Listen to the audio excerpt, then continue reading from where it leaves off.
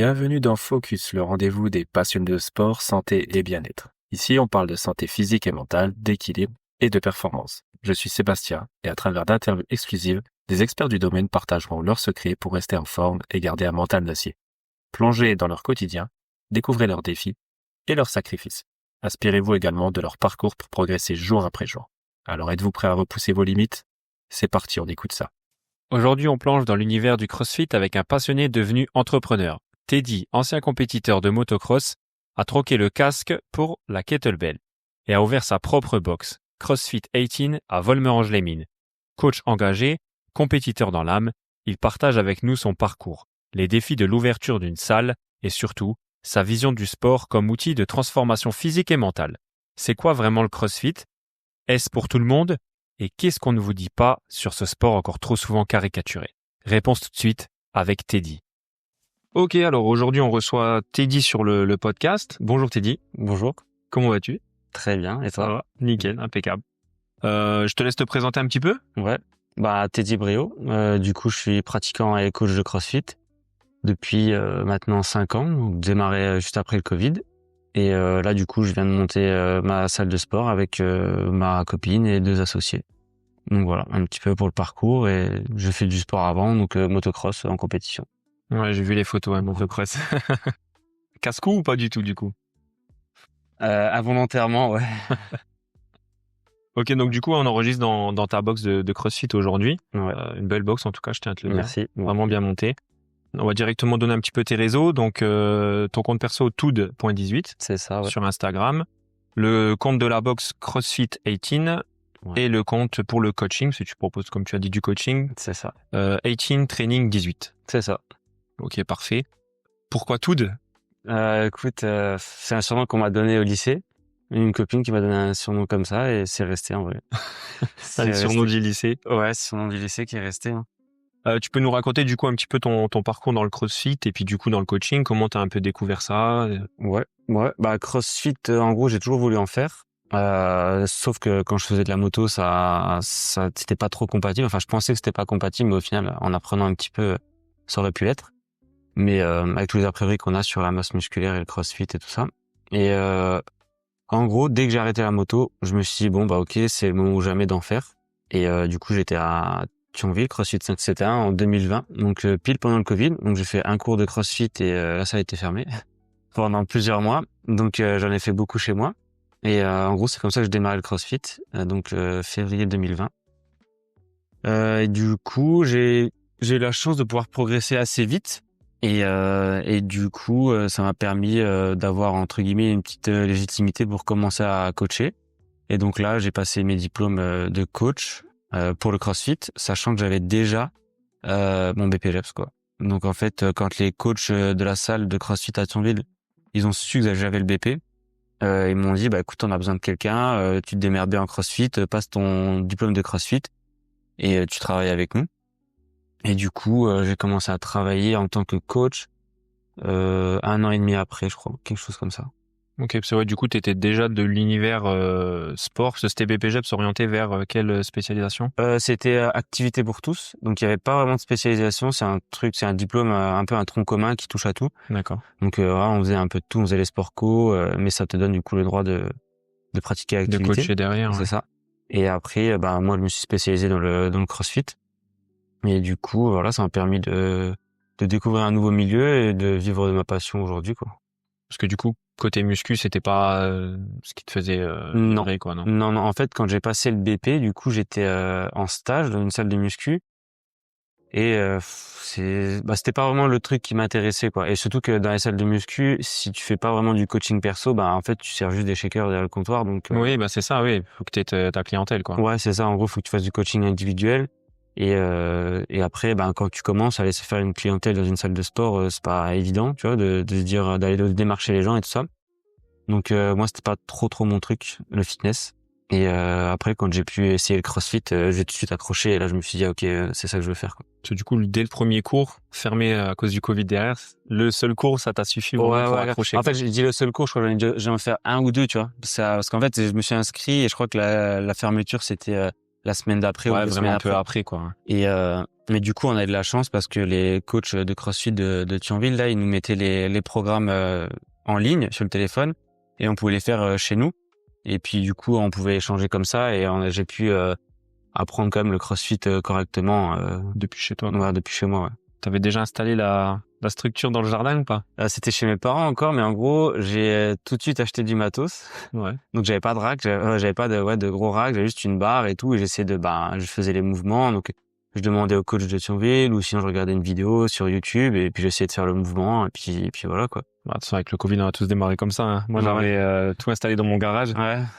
J'avais commencé avec des trucs de récup sur le bon coin. Pour te dire, les poids, je trouvais ça tellement cher pendant le Covid, les gens ils se sont gavés. Ouais, grave. J'ai acheté des plots en béton pour les parasols que je mettais sur ma barre chez Castorama. J'avais acheté ça, je crois, 12 balles le plot. Et il y avait, je sais plus, c'était 20 kilos. C'était refait, tu vois, tu dis, putain, c'est un disque de 20 kilos, ils te vendaient ça 50 balles. C'est ouais. Je t'ai dit, ouais. Et du coup, j'avais commencé aussi comme ça, donc, Ouais, c'est vrai que le Covid, ça nous a appris un peu à s'adapter, quoi. Ouais, c'est ça, ouais. Moi, je faisais dans le jardin chez mes parents, pareil, avec des vieux trucs récupérés de Decathlon. Après, on a commandé une vraie barre, quoi. Et pareil, on faisait un peu dans le garage, et puis on s'en sortait comme ça, quoi.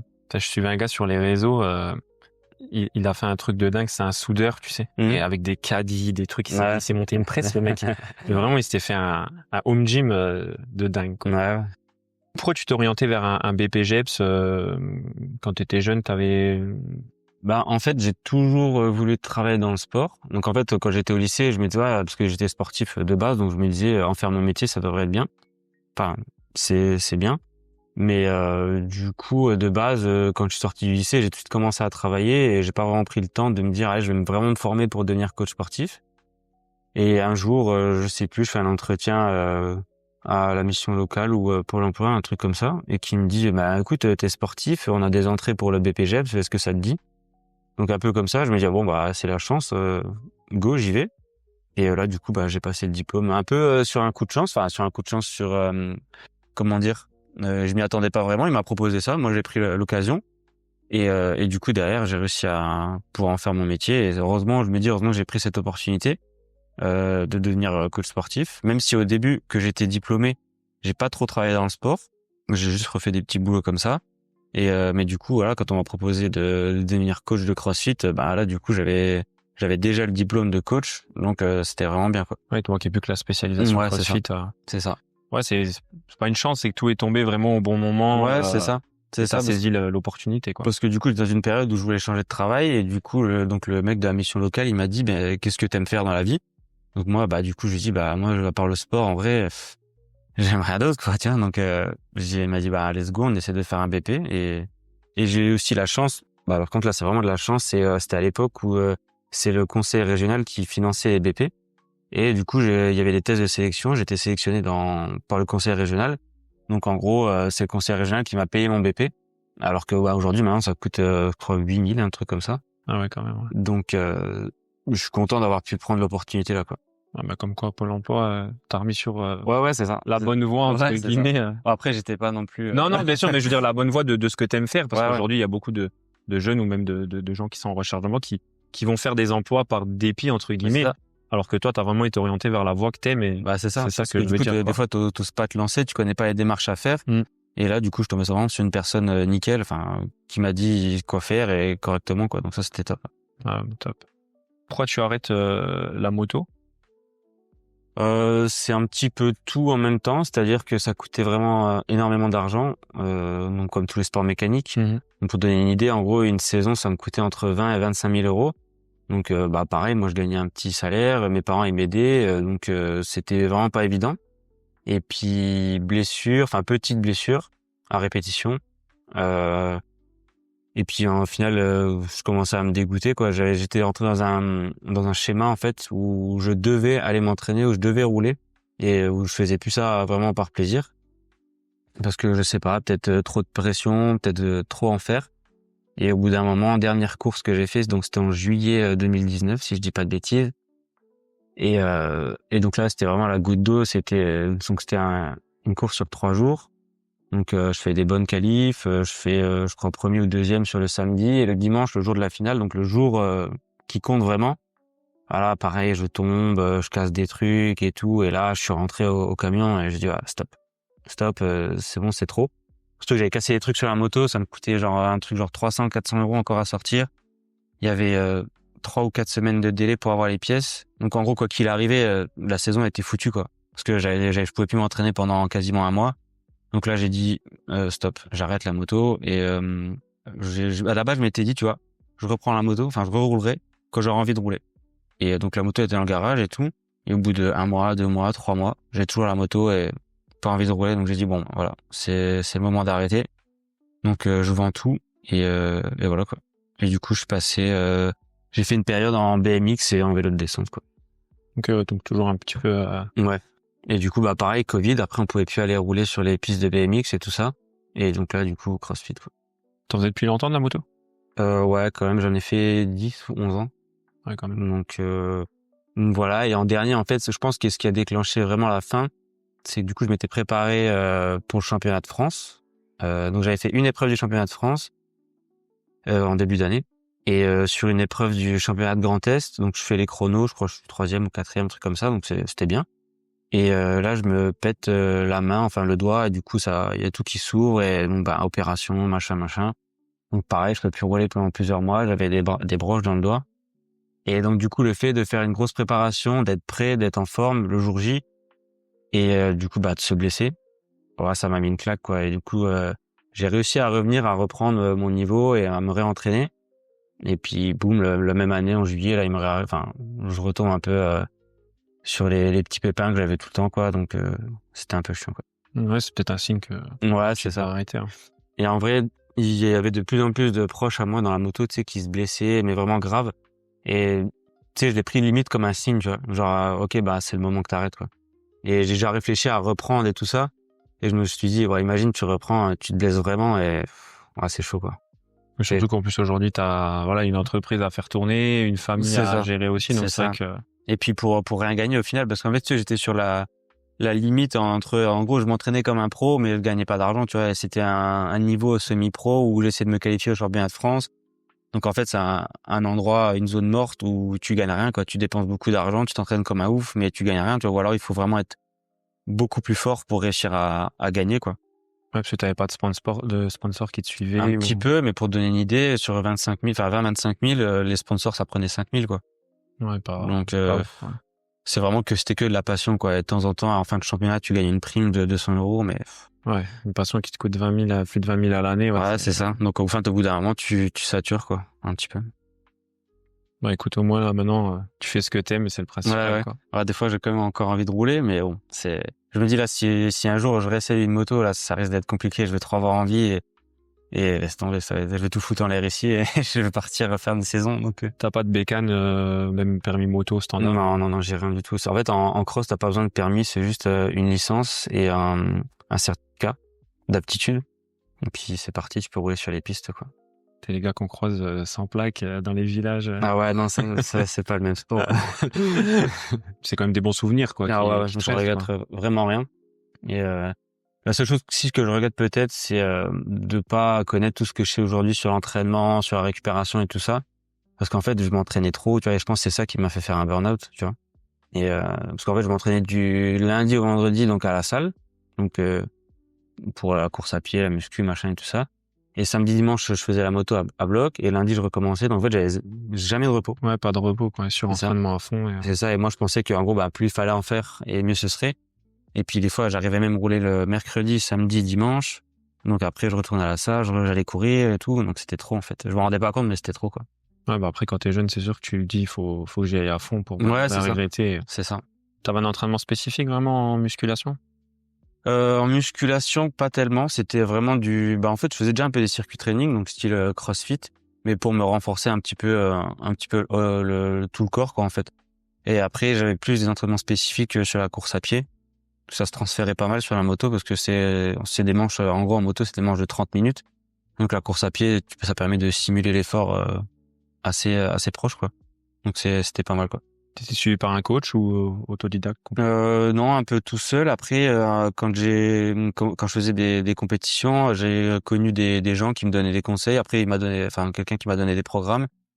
Mais c'était un peu, un peu tout seul, quoi. Il faut savoir que, tu vois, dans le CrossFit, on dit toujours que c'est cher ou dans le coaching, c'est cher. Et par exemple, en moto, si tu vas avoir un coach qui vient une journée, c'est 200-300 € la journée, tu vois. Donc c'est pas du tout accessible d'avoir un coach pour des sports, enfin, pour des gens amateurs comme nous, quoi. Contrairement au CrossFit où, je sais pas, bah là, nous, un coaching de 1 heure, c'est 60 balles. Bim, tu viens, ou même une journée, c'est 15 €. Tu payes ton drop-in, tu peux parler avec le coach et tout ça. T'as vraiment accès au coach facilement. Alors qu'en moto, c'est vraiment pas pareil, quoi. Ouais, c'est plus réservé vraiment Ouais. à l'élite, on va dire, entre guillemets. Ouais, c'est ça. C'est ça. Il faut vraiment avoir de l'argent pour se payer un coach, quoi. Alors que dans les sports, comme le CrossFit, ça va, quoi. Oui, c'est plus accessible, comme tu dis. Ouais, beaucoup. Bah, du coup, on va passer un peu sur la partie CrossFit. Ouais. On peut expliquer un peu quelques termes, on va dire, connus, les WOD, etc. Ouais. Bah, WOD, en fait, c'est assez simple. C'est Workout of the Day. Donc, c'est entraînement du jour en anglais. Donc, faut savoir qu'en CrossFit, quasiment tous les termes sont en anglais.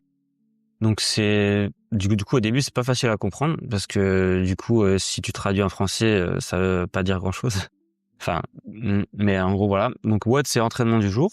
Et, donc, en fait, ça va être, la partie finale de l'entraînement. En gros, c'est-à-dire qu'une séance de CrossFit, t'as l'échauffement, la partie, donc, skills, renforcement.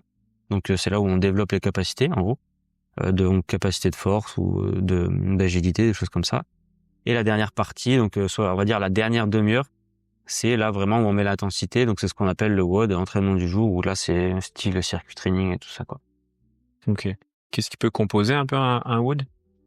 Un petit peu tout, c'est un peu la spécificité du CrossFit, c'est que en gros on essaie de travailler dans tous les aspects, donc tous les patterns de mouvement, donc les squats, les tirages, donc les hinges, donc c'est-à-dire les extensions de hanches, pousser au-dessus de la tête, pousser horizontal, et en fait en tant que coach ou programmateur, du coup on essaie de faire un WOD, on va dire équilibré, donc pour que tu aies par exemple de la poussée, du tirage, de la poussée sur les jambes, du tirage par exemple sur les bras, de la poussée sur les bras, et on essaie d'équilibrer ça. C'est comme ça qu'on essaie de créer un WOD.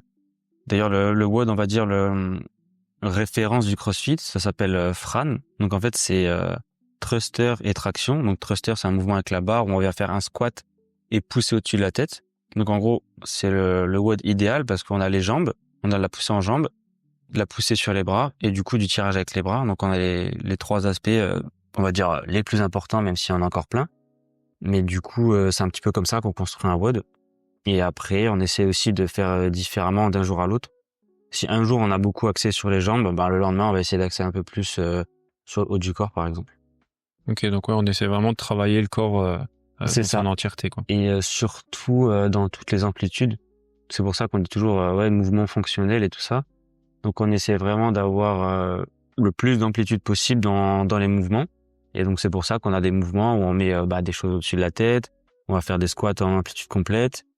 Et donc voilà, c'est un petit peu ça l'idée du CrossFit. La définition exacte du CrossFit, c'est mouvement fonctionnel, constamment varié, pratiqué à haute intensité. Donc c'est un petit peu ça, l'idée du CrossFit. Ok, bien expliqué. Pourquoi as-tu décidé vraiment d'ouvrir ta propre box de CrossFit et quelle est la vision vraiment pour cet espace? On a décidé, donc j'ai pas vraiment décidé tout seul. Enfin, l'idée, je l'ai eu dans ma tête quand je travaillais à Thionville. Du coup, je travaillais donc à CrossFit 571. Et du coup, vu que je participais quand même pas mal à la vie de la boxe, je me suis dit, ouais, ça serait quand même bien si c'était la mienne, quoi. Ça serait ma boxe. Et du coup, à partir de là, j'ai décidé de monter le projet, donc avec ma compagne qui est aussi gérante de la salle ici. Et du coup, après, derrière, on a 2 associés qui nous ont rejoints. Et en gros, pour répondre plus clairement à ta question, c'est vraiment l'idée de devenir entre guillemets indépendant et de pouvoir proposer sa vision à soi. Parce que quand tu travailles pour quelqu'un, il y a toujours des choses qui te plaisent pas vraiment. J'ai travaillé aussi un petit peu au Luxembourg dans la salle de CrossFit. Et à chaque fois, je me disais, si ça serait moi, je ferais pas comme ça. Et du coup, voilà, maintenant, je fais comme j'ai envie de faire. Bien évidemment, avec l'accord de ma copine et de nos associés. On décide à 4, quoi. Et ça permet de proposer vraiment sa vision, quoi. Ouais, t'es beaucoup plus libre dans tes choix C'est ça. de propositions. C'est ça. Tu peux donner un peu un tarif ou pas pour une ouverture de box de CrossFit ou? Tu veux dire le budget Le budget vraiment global, matos, tout ça qu'il faut vraiment. Ouais. Après, je peux te dire sans tabou. Nous, on a du coup 50 000 de matériel, donc juste de CrossFit, donc avec le sol, qui coûte déjà 10 ou 15 000 à peu près. Ouais, j'imagine. Le sol, les racks, toutes les barres, tous les poids, comme on l'a dit, ça coûte super cher. Donc ouais, en gros 50 000 euros de matériel. Après, qu'est-ce qu'on a d'autre? On a tous les aménagements qu'on a fait, donc les vestiaires, tout ça. Mais nous ici, on est sur un projet à environ 100 000 quoi, à peu près. Le bâtiment t'appartient ou c'est de la location? Non, c'est de la location. D'accord. C'est une location qui est un petit peu chère pour une salle de CrossFit. Mais bon, c'est un bâtiment neuf et t'es à la frontière luxembourgeoise. Proche de la frontière luxembourgeoise. Donc c'est pour ça que tu disais ouais, c'est une belle box. C'est vrai, c'est assez rare parce que souvent les box de CrossFit, c'est des vieux entrepôts récupérés et pas trop isolés et tout ça. Donc c'est pour ça on a la chance d'avoir un beau bâtiment, mais du coup derrière on paye cher quoi. Donc c'est bien et pas bien, mais du coup au moins on est content d'avoir quelque chose de propre et de bien clean quoi. Ouais, t'as quelque chose de qualité, hein, bien sûr. Parce que du coup le bâtiment il a 5 ans quoi. Ouais, donc pas vieux du tout. Ouais. Pas vieux du tout. Quelles valeurs et principes fondamentaux veux-tu vraiment transmettre à travers ton coaching et surtout ta boxe? À travers le coaching, déjà, c'est l'investissement personnel, donc pas le mien, mais celui des adhérents. C'est-à-dire que moi, je suis assez exigeant avec moi-même quand je m'entraîne. Donc en fait, ce que j'aime transmettre, c'est vraiment de faire les choses correctement, quoi. Tu vois, donc pas de venir et de faire un peu n'importe quoi, oui, parce que ça me fait plaisir.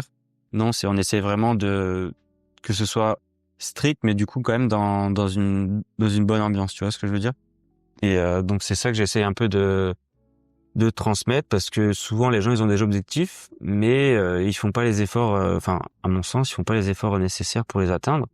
Donc c'est aussi vers là que je veux tendre et orienter un petit peu les gens, leur donner aussi l'exemple, parce que moi je m'entraîne assez rigoureusement et leur montrer comment atteindre les objectifs en fait, simplement en respectant une certaine discipline. Donc en gros on va dire plutôt discipline quoi. C'est le mot qui me vient à l'esprit quand tu me demandes ça, comment je vois mon coaching, c'est d'instaurer une certaine discipline, tu vois. Et voilà. La deuxième question c'était quoi? C'est ça. Quelles valeurs, principes et fondamentaux veux-tu transmettre à travers C'est ça, ton la coaching et ta discipline. boxe? Ouais. Après il y a aussi l'aspect de la santé, c'est-à-dire faire bouger les gens de la meilleure manière possible. Et en fait, j'essaie vraiment de dissocier les personnes qui s'entraînent pour être performants et les personnes qui s'entraînent voilà, en tant que loisir. Donc après, le coaching, c'est pas du tout le même. Donc quand je te parle de discipline, je te parle plus des gens qui veulent être performants. Donc ils se tournent vers le CrossFit pour atteindre des objectifs précis en termes de performance ou de compétition. Et après, sur la partie loisir, on va dire, là, ce qu'on veut vraiment développer, c'est que les gens ils puissent bouger correctement et que ça améliore en fait leur vie en général, quoi. Moi, je sais par exemple quand j'ai commencé le CrossFit, même si j'étais sportif, en fait, dès que j'ai commencé à me renforcer, juste monter des marches, c'était déjà moins difficile. Je sais pas, faire n'importe quoi, aider mon père à porter des sacs, c'était moins difficile. Donc là, il y a vraiment deux aspects du coaching, quoi. Un côté rigoureux et un côté loisir, santé, quoi. Ouais, c'est ce qu'on disait dans le dernier podcast que j'ai eu avec Jessica. Elle est vraiment orientée entraînement fonctionnel, et justement elle dit que c'est pour avoir en fait un quotidien bien plus simple. Comme si monter des escaliers, sortir les courses de la voiture, porter ton enfant, le mettre dans la voiture, tu vois, tout ça c'est des épreuves clairement. Pour des gens qui sont pas du tout sportifs, peut-être même en surpoids du coup derrière. Et c'est vrai qu'avec un entraînement adapté, ta vie elle est beaucoup plus cool en fait. C'est exactement ça. Ouais. Tu souffres moins entre guillemets de ton corps en général. Ouais, clairement. Et surtout le CrossFit, je trouve c'est une discipline vraiment cool par rapport à la variété que les entraînements ils proposent. Donc ça c'est vraiment super, parce que la musculation c'est aussi quelque chose qui est bien pour se renforcer, mais du coup ça peut vite devenir répétitif, et du coup c'est pour ça qu'on a beaucoup de gens qui se tournent vers le CrossFit, justement grâce à cette variété de mouvements, quoi. Et ça c'est vraiment le top. C'est vraiment ce qui m'a plu moi personnellement, en tout cas quand j'ai commencé à faire du CrossFit, c'est que tu t'ennuies vraiment jamais, quoi. Ouais, et puis je pense que t'es peut-être aussi un peu plus complet, tu vois. Ouais. Un peu plus athlète hybride, on va dire, parce que t'as aussi ce côté un peu cardio que tu viens renforcer, que dans la musculation, tu fais tes 10 répétitions et puis c'est fini, quoi. Tu te reposes 2-3 minutes. Ouais, c'est ça. Alors certes, au niveau cardio, voilà, ça te fait quand même monter un peu le rythme cardiaque, mais après derrière voilà, oui, c'est c'est à deux disciplines assez différentes, et Et chacun a son objectif, quoi. Donc. Oui, bien sûr, c'est totalement différent. Ouais. Mais en tout cas, dans le CrossFit, on essaie, enfin, en tout cas, moi, en tant que coach, j'essaie quand même de faire bien la différence entre les personnes, comme je t'ai dit, qui viennent pour la perf ou qui veulent devenir des compétiteurs et les personnes qui viennent vraiment juste pour se remettre en forme. Oui, pour avoir une dépense sportive. C'est ça. Et il y a vraiment deux CrossFit, quoi. Il y a le CrossFit compétition et le CrossFit que tout le monde connaît, quoi. Ouais, et c'est vraiment pas la même chose, quoi. C'est presque, je vais pas dire deux sports différents, mais dans l'approche, c'est quand même vraiment très très différent. Comment construis-tu tes plans d'entraînement pour optimiser vraiment la progression d'un athlète? Ben, du coup, c'est pareil, ça dépend aussi de l'objectif de la personne, mais en fait, globalement, on suit toujours la même, enfin, je suis toujours la même démarche. C'est avoir une base solide, donc tout dépend de ce que on veut améliorer, donc que ce soit sur la force ou sur le cardio, aller toujours du volume, par exemple. Donc, admettons, on va construire un cycle de force avec plus de répétitions, mais pas trop lourd, ok, pour construire une bonne base musculaire, et puis tout doucement tendre vers de la force avec quelque chose de plus lourd. Mais en gros, pour simplifier, c'est toujours renforcement, technique, et après spécifique au CrossFit. Ça sert à rien de vouloir, parce que des fois on a des charges lourdes à déplacer dans les WOD, ça sert à rien de vouloir faire un WOD avec des charges lourdes pour progresser là-dessus. Non, on va d'abord augmenter la force, améliorer la technique, et après aller faire des WOD avec des charges lourdes, quoi. Donc c'est un peu dans l'esprit là que je vois tout le temps. Donc technique, renforcement, et après effort spécifique. Ok. Quelle est vraiment l'erreur la plus fréquente en matière de programmation selon toi? Je dirais c'est vraiment sur le volume. CrossFit, il y a vraiment le cliché, la mauvaise image des gens qui en font vraiment trop. Et en vrai, c'est même pas un cliché. Les gens, ils en font vraiment trop dans leur entraînement, que ce soit en termes de volume ou en termes d'intensité. Ils pensent qu'en faire plus, c'est ce qui va améliorer leur fitness globale. Mais en fait, ça marche pas vraiment comme ça. C'est-à-dire que souvent, il y a des gens, ils vont faire des WOD et ils vont se dire ouais, je suis essoufflé, c'est ok, c'est mon cardio qui est pas bon, je vais faire du cardio tous les jours. Mais peut-être qu'en fait, si t'étais juste plus fort, tu serais moins essoufflé quand tu déplaces une charge. Et en fait, c'est un peu comme ça que ça fonctionne, quoi. Donc en gros, ouais, l'erreur principale, c'est vraiment le volume. Les gens en font trop et trop souvent. Et surtout trop fort, quoi. Je vois encore ici, il y a des gens, ils viennent et tous les jours ils se mettent un WOD à fond et ils finissent couchés par terre. Mais en fait, en faisant ça, à la place d'être à 100%, en fait, t'es tout le temps à 80%, quoi. Et ça se démocratise de plus en plus. Il y a des très bons coachs en France qui font des formations là-dessus et tout ça. Donc en fait, on apprend à gérer mieux les intensités. Mais après, moi, c'était pareil quand j'ai commencé. C'était WOD tous les jours, soulever lourd tous les jours. Mais en fait, voilà, ça marche pas comme ça. Oui, c'est pour ça qu'après, avec ta formation, du coup, t'as pu adapter. Ouais, c'est ça. Après, la formation CrossFit, c'est vraiment pour, on va dire, gérer un cours. Après, les choses que je sais, c'est j'apprends plus d'autres coachs, en fait. C'est juste ça. En fait, quand tu fais des rencontres avec quelqu'un, c'est là que tu apprends le plus, en fait, je trouve. T'as d'ailleurs des rencontres assez cool qui arrivent là bientôt, j'ai vu. Ouais, on a un training camp ici avec des pointures du CrossFit en France et un mec qui est champion de France d'haltérophilie. Donc voilà, c'est sur des moments comme ça où j'apprends le plus, en fait. C'est des gars qui ont été à haut niveau, enfin qui le sont toujours. Et c'est là que tu peux apprendre le mieux, enfin je trouve. Ouais, quand t'échanges avec des professionnels, de toute façon, c'est ça, c'est là que t'apprends le mieux, tout simplement. Et je m'inspire beaucoup aussi de tout le monde, hein, moi j'ai pas peur de dire que je regarde ce que les autres y font, parce que il y a des choses super intéressantes, tu vois, mais par contre je mets toujours en pratique, c'est-à-dire que si je vois quelque chose, un coach qui fait une vidéo sur quelque chose, je vais le tester et me dire ok, ouais, ça fonctionne bien, et là du coup je vais le pratiquer et l'apprendre et le maîtriser, et après pour le transmettre au mieux, quoi. Oui, de toute façon, après, c'est pas un plagiat ou autre, c'est comme ça. De toute façon, il y a une seule manière de faire telle chose. Voilà, pour s'en servir, tout simplement. Comment tu intègres la récupération et la mobilité dans tes plans d'entraînement? Mobilité, on la met souvent au début des séances. Donc, on essaie de pas faire trop de stretching, étant donné qu'on a des efforts assez intenses où on va essayer de pas trop se relâcher avant l'entraînement. Donc, avec des stretching plutôt longs. Mais mobilité, c'est en CrossFit, en tout cas, c'est tous les jours dans les échauffements. Et puis après, pour ceux qui ont du temps en dehors des entraînements, essayer d'en faire un petit peu, quoi, pour mieux atteindre les positions, quoi. Surtout qu'au CrossFit, on a des positions qui demandent quand même pas mal enfin, qui imposent pas mal de restrictions de mobilité. Donc, c'est quand même bien de travailler ça. Mais après, ça a rien de trop en faire. Si t'en fais 10 minutes à l'échauffement et, je sais pas, 10 minutes le soir quand tu rentres chez toi, c'est déjà énorme, c'est déjà plus que la plupart des gens, donc, Totalement. c'est déjà bien. Et, au niveau de la récupération, moi, je vais dire le point le plus important au CrossFit, ça va être déjà de savoir s'écouter. La récupération, elle commence déjà pendant l'entraînement. Il y a des gens, ils vont vraiment trop loin dans l'effort et du coup, ça impacte la récupération. Mais au-delà de ça, je pense que c'est vraiment la nutrition qui va faire une grosse diff pour récupérer et être performant. Et si je prends mon exemple personnel, tu vois, je dois manger vraiment beaucoup parce que je m'entraîne 2 fois par jour. Si je commence à louper un repas, direct, c'est le lendemain fatigué, quoi. C'est instantané. Donc, je pense que la nutrition, c'est vraiment quelque chose d'important, surtout au CrossFit où on dépense beaucoup d'énergie.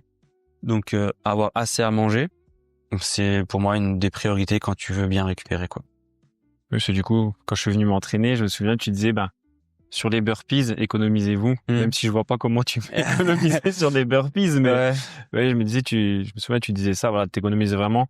Donc, comme tu dis, t'écoutais, tu récupères sur cet exercice-là pour donner un peu plus sur, ça, ouais. sur le prochain, quoi. Parce qu'en fait, même si quand tu fais un entraînement, donc un WOD, et que à chaque fois tu pars tout le temps trop vite et tu vas à fond, en fait, tu vas travailler quoi? Tu vas travailler 2 minutes, après tu vas être cuit et en fait, au final, tu vas pas optimiser ton entraînement. C'est-à-dire qu'en 10 minutes, tu vas faire beaucoup moins de tours que le mec qui du coup qui s'est pas arrêté, qui a bougé plus doucement mais qui s'est pas arrêté.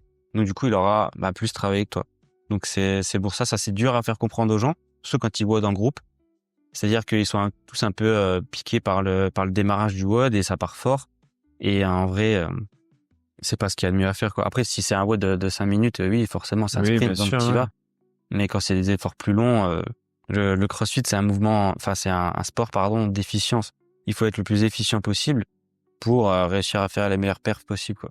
Donc, Oui. réussir à faire le plus de reps en étant le moins fatigué possible, quoi, en s'économisant à fond.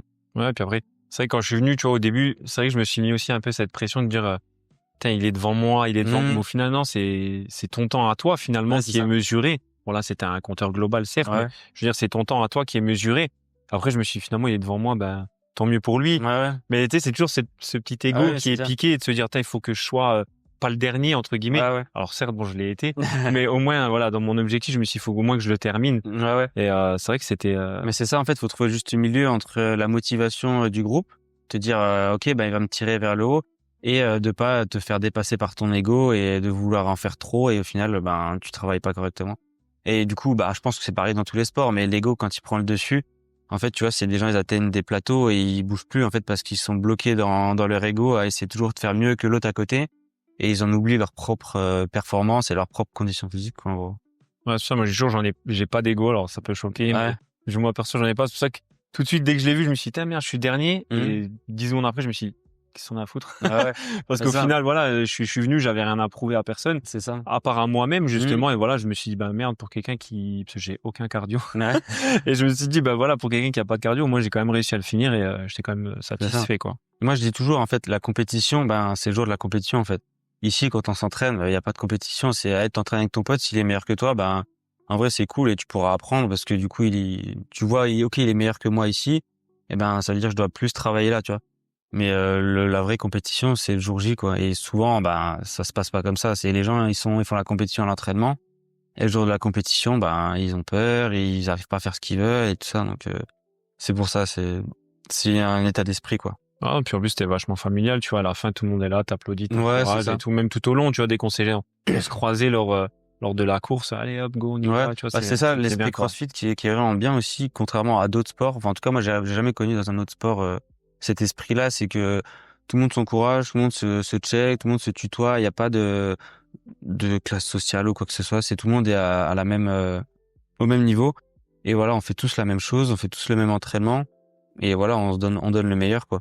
Donc ça, c'est vraiment top dans la communauté CrossFit, quoi. Non, puis en plus, c'est vachement familial, parce que du coup, c'est beaucoup d'amis à toi que tu connaissais déjà d'avant, ou c'est... Ouais, c'est ça. En gros, en fait, si tu veux, j'ai connu le plus gros du réseau CrossFit quand je travaillais du coup à Thionville, forcément. Donc c'est là que du coup je me suis fait vraiment des amis. Et quand j'ai décidé d'ouvrir ici, il y a une bonne partie de ces amis là qui ont décidé de suivre. Donc les gens qui est ici, ouais, on a une bonne vingtaine, trentaine de personnes, ce sont des amis quoi. Enfin des amis, c'est pas tous des amis, mais ce que je veux dire c'est des gens Oui, que c'est je des gens que tu connais. connaissais déjà bien d'avant, quoi. Quelle place donnes-tu vraiment à la nutrition et au mental dans la préparation de tes athlètes? Du coup, comme je te disais, nutrition, c'est assez important pour la récupération et pour la performance. Hein, des choses toutes bêtes. Ça doit faire quelques mois en fait, tu vois, genre pendant les entraînements. Donc, je trouve que ça fait partie de la nutrition. Je prends des glucides à l'entraînement, tu vois. Donc, avant, j'en prenais pas. Et depuis que j'en prends, en fait, je sens que dans mes entraînements, je suis beaucoup plus performant. Donc, l'importance des glucides déjà sur la nutrition, c'est super important. Euh, Donc voilà, j'essaie même de le dire aussi aux gens quoi il faut manger et pour les gens qui s'entraînent beaucoup et intensément de prendre voilà, même manger pendant les entraînements quoi parce que ça fait partie de ta récupération et de ta performance quoi. Et tu m'as dit le mental, c'est ça? Ouais, le mental, ouais. Mental, je trouve que c'est un peu la dernière pièce du puzzle surtout pour nous en tant qu'amateurs, c'est pas non plus c'est pas ça qui va faire la différence, tu vois, sur des compétitions un petit peu, mais je veux dire c'est plus un état d'esprit global qu'il faut garder en tête, tu vois, donc de pas se dire que comment t'expliquer en gros tu vois je trouve qu'il y a beaucoup de gens qui sont à se rabaisser tout le temps ou à se surestimer tout le temps et ça mentalement ça t'impacte et donc moi ce que j'essaie de véhiculer en tout cas c'est d'être sûr de ce que tu fais et d'être conscient de tes capacités. Donc c'est là-dessus que l'aspect mental pour moi il joue. C'est un état d'esprit au quotidien. Tu vois, on voit beaucoup en compétition des gens, donc on leur annonce l'entraînement, le WOD, et ils sont mais ça je vais pas réussir, oh, je suis trop nul, l'autre il va me battre et tout ça. Donc là tu vois du coup on peut parler de mental, même à notre petit niveau. Mais ça c'est pareil, c'est des choses que tu peux pas travailler le jour J quoi. C'est un état d'esprit de tous les jours, de savoir ce que tu vaux, de savoir qui tu es, pourquoi tu le fais, des choses comme ça. Après, de là avoir vraiment un travail à faire sur le mental, dans genre préparateur mental et tout ça, je pense qu'à notre niveau, c'est vraiment pas nécessaire parce que c'est vraiment les derniers pourcentages, quoi. C'est un peu, on va dire, comme les compléments alimentaires. C'est le dernier pourcentage qui va te permettre d'atteindre peut-être des performances incroyables. Donc pour les professionnels, ouais. Maintenant, pour nous, de notre quotidien, c'est juste, comme je te dis, ouais, de savoir de quoi t'es capable, d'être confiant, d'avoir confiance en soi. Ça, j'essaie de le véhiculer, j'essaie de donner confiance aux gens, surtout sur mes suivis Indiv, de leur montrer qu'ils sont capables de faire des choses. Et ça, après, ça les rassure et ça les met en confiance pour les échéances, pour les compétitions et même pour l'entraînement au quotidien, quoi. Ou même pour la vie en général, tout simplement. Ouais, aussi, c'est ça. derrière. Mais ouais, c'est ça. Mais après, tu vois, il y a beaucoup de choses sur le mental, genre comme par exemple l'imagerie mentale, donc c'est-à-dire imaginer ton mouvement avant de le faire, des choses comme ça, c'est des choses qui peuvent aider. Maintenant, je pense qu'il faut pas mettre toute sa préoccupation là-dessus parce qu'il y a énormément de choses à faire avant le mental et même la nutrition, quoi. Donc c'est pour ça on a souvent aussi des gens qui qui nous demandent des conseils sur des petits détails, mais toute la base ils l'ont pas, quoi. Donc se concentrer, voilà, pour être fort il faut s'entraîner. Plus tu t'entraînes, plus tu vas être fort. Il faut juste le faire intelligemment. Donc ça reste quand même la base, quoi. Tu parles des glucides, du coup, pendant l'entraînement, tu prends quoi exactement? Ça s'appelle Carbo HT. C'est un mix, si je dis pas de bêtises, avec de la maltodextrine. Donc c'est des sucres super rapides, hein. C'est pas des choses que je vais conseiller à boire comme ça, hein. Mais pendant la séance, c'est top, quoi. Ça te permet de maintenir ton taux de sucre et ta glycémie vraiment au top. Et ça permet d'avoir vraiment des ressources. Et donc des fois, tu sais, je fais pas mal de vélo ou tu sais, course à pied vélo, des trucs qui durent 1 heure. Et donc là, sans glucides, je sais très bien qu'au bout de 20-30 minutes, je sens que ça baisse, quoi. Donc super important pour moi en tout cas d'avoir des glucides à l'entraînement, quoi. Surtout sur les efforts longs, quoi. Et au niveau des repas, tu sais à peu près à combien de calories tu tournes journalier? C'est compliqué parce que c'est pas tout le temps carré, tu vois. Mais j'essaye de tourner à 3000, 3005 à peu près. Et encore, je pense que c'est vraiment pas assez. Donc j'essaye de manger à ma faim surtout. C'est surtout ça, j'essaie de manger à ma faim, manger à mort de glucides. parce qu'au final c'est ton énergie, hein, même si on peut dire ce qu'on veut sur les glucides, hein, ça reste l'énergie principale du corps, donc il en faut. Après, tant que c'est des bonnes glucides, c'est toujours pareil. Hein. Ouais, Tu vas c'est ça. t'envoyer des Mars ou des trucs comme ça. Ah ouais, non, voilà. c'est clair. C'est clair. Tu vas Non, oui. manger pommes de terre, riz, pas. Oui, voilà, quand je parle de glucides, c'est vraiment ça, à part la maltodextrine qui est pas très recommandée, mais pour l'entraînement, ça Oui, passe. pour l'entraînement, pas t'as mal. pas à digérer, quoi. C'est en direct, ouais. C'est ça, mais oui, après, c'est vraiment, oui, du riz, ouais, comme tu dis, des pommes de terre, des choses comme ça, essayer de bien manger, quoi. De bien manger et en quantité suffisante. Est-ce que tu peux donner ton poids et ta taille? Ouais, je fais 1m69 et 82 kg. Est-ce que tu peux nous parler un peu de ton expérience en compétition, si tu en as déjà fait? Ouais, en CrossFit, ouais, j'en ai déjà fait, j'allais dire pas mal, mais on va dire plutôt quelques-unes, parce que j'en fais, on va dire, 2, 3 dans l'année à peu près. Mais du coup, pour resituer, j'ai fait ma première compétition individuelle en 2023. Donc en gros, j'ai commencé en 2020 le CrossFit. J'ai fait d'abord pas mal de compétitions en team. Donc en fait, il faut savoir qu'au CrossFit, il y a des compétitions qu'on peut faire par deux. Donc où on se partage les mouvements et tout ça. Donc c'est pas plus simple, mais en fait, c'est beaucoup plus accessible pour se lancer dans la compétition.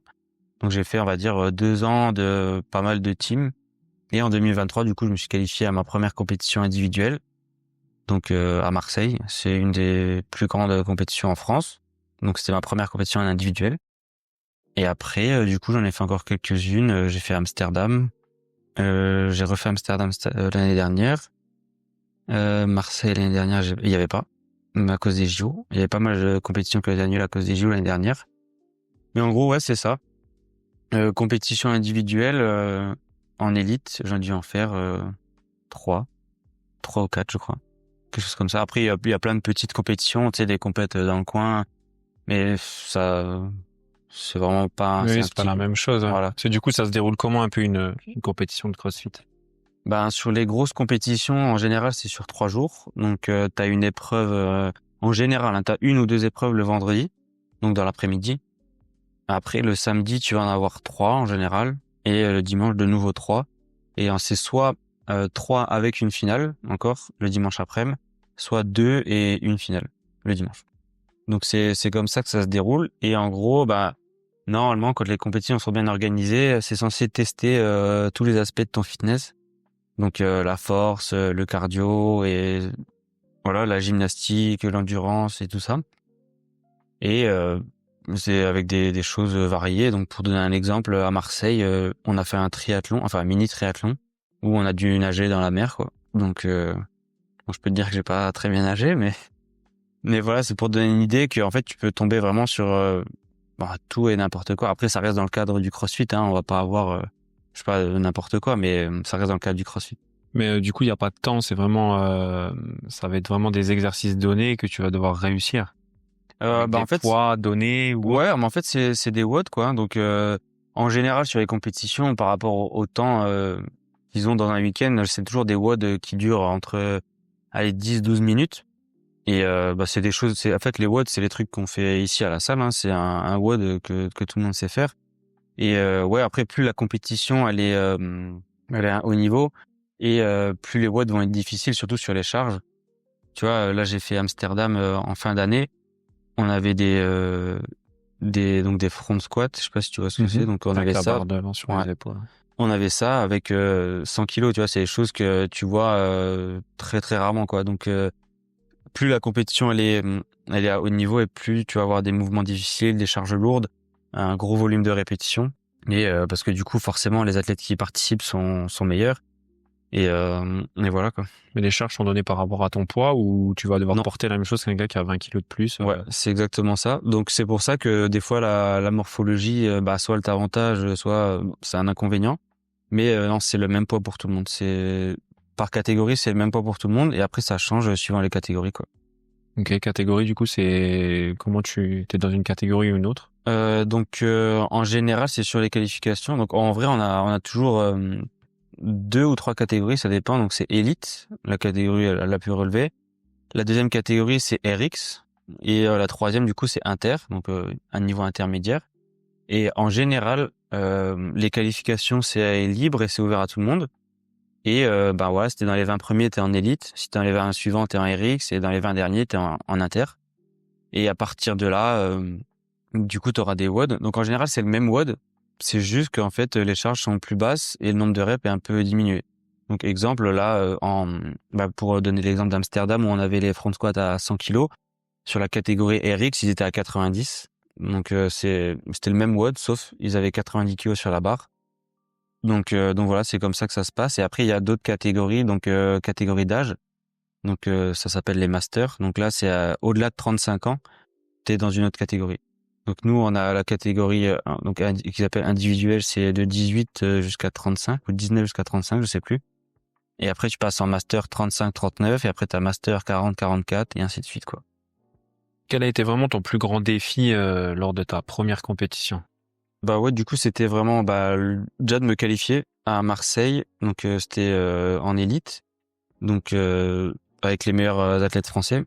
Et en vrai, ce week-end-là, c'était vraiment de nager dans la mer. C'était vraiment le truc le plus difficile que j'ai eu à faire. Mais du coup, c'est le WOD que j'ai préféré parce qu'en fait, c'était vraiment sympa. On partait en vélo, donc sur des vrais vélos, des VTT.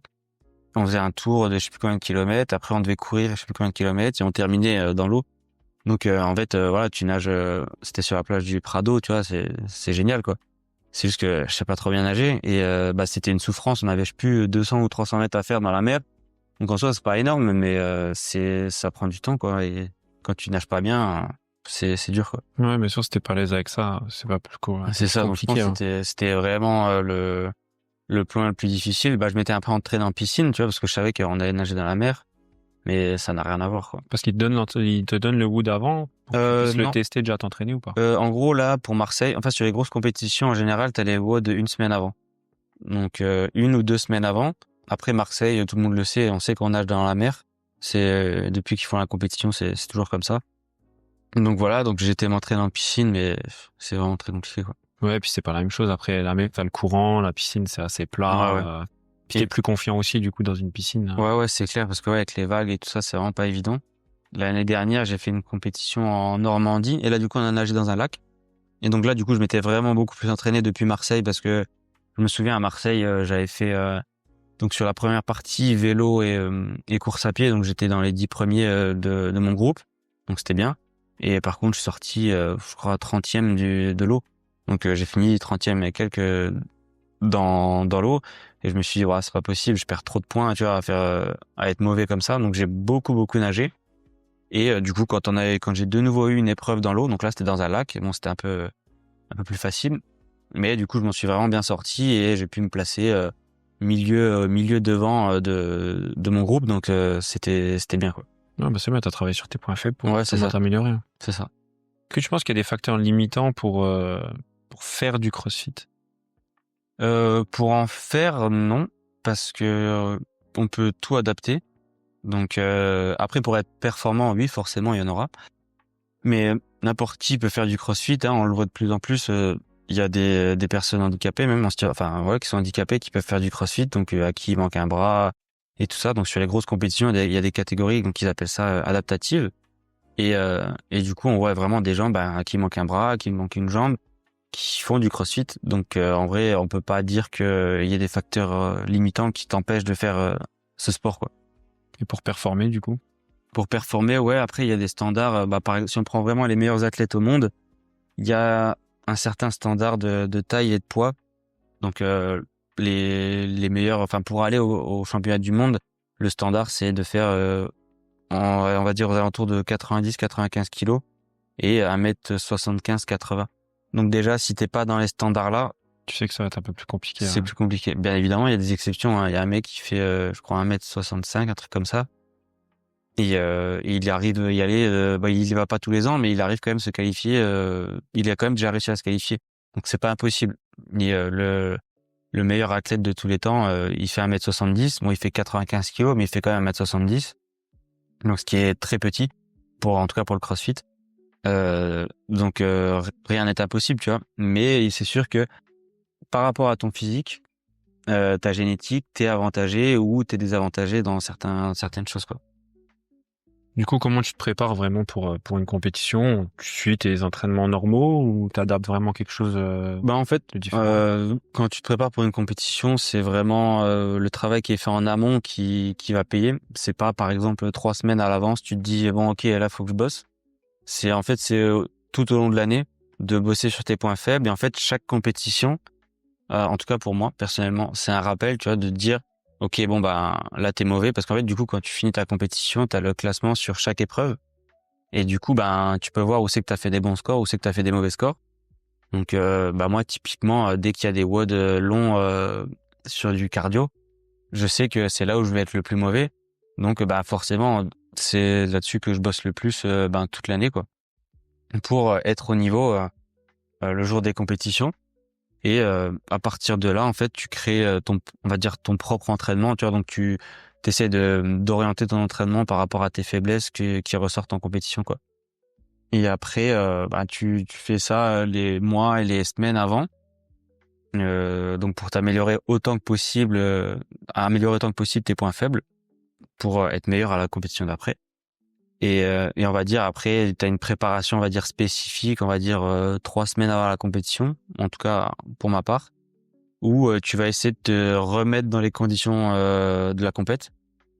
Donc ça peut être d'essayer de commencer à intégrer plus de volume, parce que du coup nous quand on s'entraîne, même si je m'entraîne 2 fois par jour, allez, grand max tu fais 2 WOD dans la journée. Là-bas, quand tu fais une compète, t'en fais 3 par jour, et des fois sur 3 jours quoi. Donc ça fait un volume d'entraînement qui est énorme. Donc il faut déjà que tu t'habitues à tolérer ce volume, à encaisser tout ça. Et être capable aussi à chaque fois de remettre une grosse intensité, parce que l'intensité que tu mets à l'entraînement et l'intensité qu'il y a à la compétition, c'est vraiment très très différent. Tu sais, ça part fort tout de suite, même si c'est des watts super longs, des fois de 20 minutes. En fait, tu sais, t'as tout le monde qui a l'adrénaline et qui part super fort les premières minutes. Donc ça, pareil, c'est quelque chose qui se travaille, tu vois, de te dire, ok, je pars à bloc et après j'essaie de réguler. Donc ça, c'est Ceux derrière, il te reste encore. c'est ça. Donc ça, c'est pas évident quand t'as pas l'habitude. Au bout de 3 minutes, t'es cuit et tu subis jusqu'à la fin. Donc il faut aussi que t'apprennes à le faire. Mais en gros, c'est ça. Ouais, 3 semaines avant, tu prépares un peu mieux ta compétition. Moi, j'aime bien faire une simulation de compétition. Donc par exemple, je me prends 2 jours.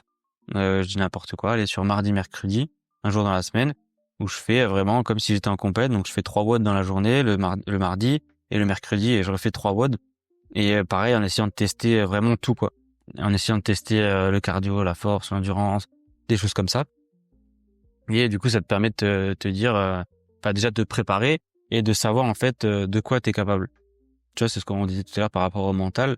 De faire des choses comme ça te met dans de bonnes conditions mentales en fait pour ta compète. Tu sais très bien que c'est pas 3 semaines avant que tu vas passer de 15e à premier. Oui, bien sûr, ça se travaille. C'est ça marche pas comme ça. Donc c'est juste, en gros, les 3 semaines là, c'est de la préparation pour être en confiance, donc être sûr que tu peux encaisser le volume, que tu peux mettre l'intensité, de quoi tu es capable, ok, donc combien tu peux soulever, à quelle vitesse tu peux courir, des choses comme ça, c'est de la mise en place. Et la dernière semaine, c'est du repos, quoi. Tu essaies de te reposer à fond pour être, en gros, pour vraiment avoir envie d'y aller le week-end, quoi. Si t'arrives le week-end et que t'es fatigué de ta semaine, tu sais que tu vas pas performer. Tu vas gonfler et puis tu seras dégoûté, quoi. C'est ça.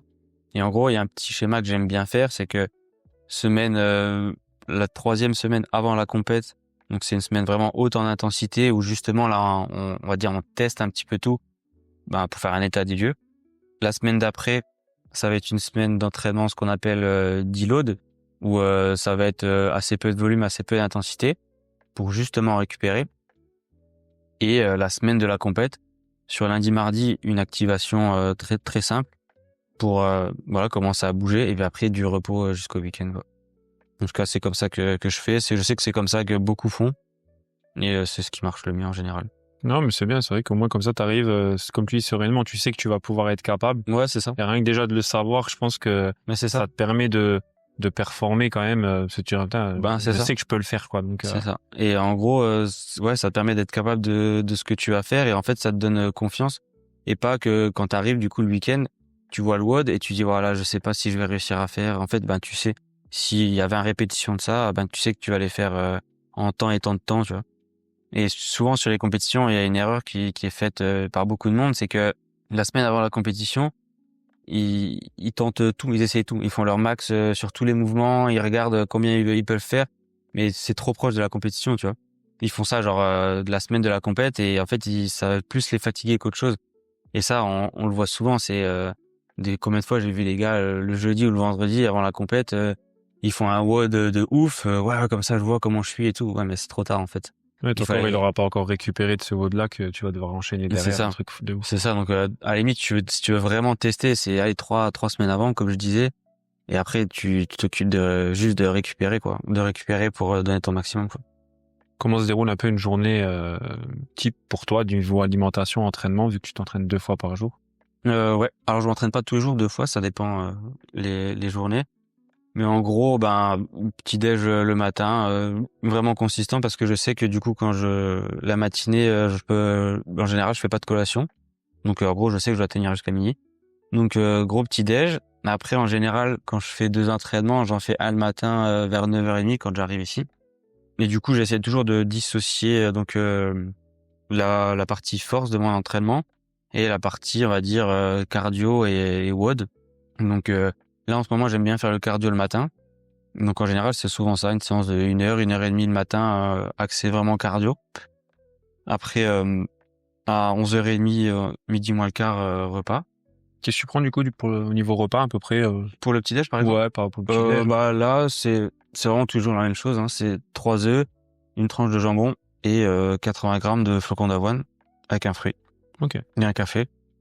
Donc voilà, ça en fait c'est quelque chose que j'ai une base depuis très longtemps et en fait que j'essaie d'augmenter au fur et à mesure pour essayer toujours dans la même optique de manger assez quoi. Et donc voilà, entraînement après midi, c'est repas classique, hein. C'est souvent les trucs basiques parce que j'ai un peu la flemme, donc c'est riz poulet quoi. La base riz poulet avec un peu de légumes des fois quand j'en ai. Mais en gros, c'est ça. Et après à 13h30 quand j'ai fini le cours, 13h30 14h là, du coup, je fais la deuxième partie.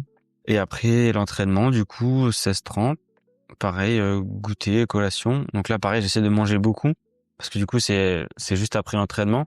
Donc déjà souvent j'ai super faim.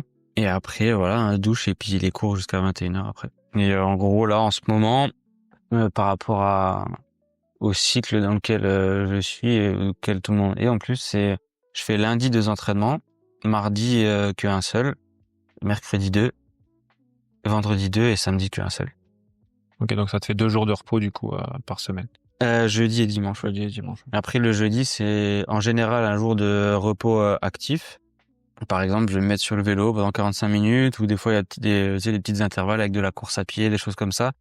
En gros, c'est un jour où je fais pas rien non plus, mais je m'en sers quand même pour développer des qualités physiques où je suis le plus mauvais. Donc cardio forcément quoi. Oui, rien ne t'empêche après de te mettre sur le vélo, checker des mails, faire un peu de la compta, un un truc truc comme ça. Ouais. Ok. Est-ce que tu as un moment un peu marquant en compétition à nous raconter? Je pense que c'est toujours la même chose à Marseille, vu que c'est ma première. C'était vraiment la découverte du niveau élite en France. Donc ouais, quand t'arrives j'avais fait que des petites compètes avant ça. Donc quand t'arrives, donc c'était un dôme comme ça, donc une arène avec tu sais, t'as le public devant toi dans les gradins, t'es filmé, tu passes à la télé, donc sur YouTube, tout ça. Il y a l'écran avec ton nom, tu sais, donc c'est quand même assez marquant et plaisant, tu vois. Et puis du coup, tu te retrouves à côté des gars de qui tu regardais des vidéos il y a pas si longtemps. Et donc tu sais, quand t'es à côté de lui et que c'est top départ, tu vois, tu fais la course avec lui, tu vois. Donc c'est assez c'est marquant et positivement quoi. Donc c'est vraiment cool, même dans la zone d'échauffement, tu vois, au début t'es un peu impressionné parce que c'est des gars que tu vois que sur Instagram ou sur YouTube, donc Et puis aujourd'hui, t'es là en phase 2 contre eux même. ouais. Après, on joue pas la même place au classement, tu vois, mais tu t'es sur le floor en même temps que quoi. Donc c'est super enrichissant en fait surtout en fait j'avais la chance vu que j'étais pas dans leur groupe parce qu'en fait il y avait 3 groupes. Moi j'étais dans le groupe du milieu, je crois. Donc en fait je les voyais passer et des fois je me retrouvais avec eux, donc c'était vraiment super de pouvoir déjà les voir WODer et le premier jour, vu que les groupes sont pas faits, j'ai pu WODer avec eux. Donc c'était top quoi.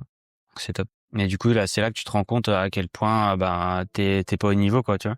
Parce que en fait quand tu t'entraînes ici dans ta salle, tu sais, on va dire t'es un peu le meilleur machin et tout ça, et tu peux vite te laisser emporter Je veux dire, dans ton esprit, à te dire, ah, bah, c'est bon, je suis bon aujourd'hui, machin et tout ça.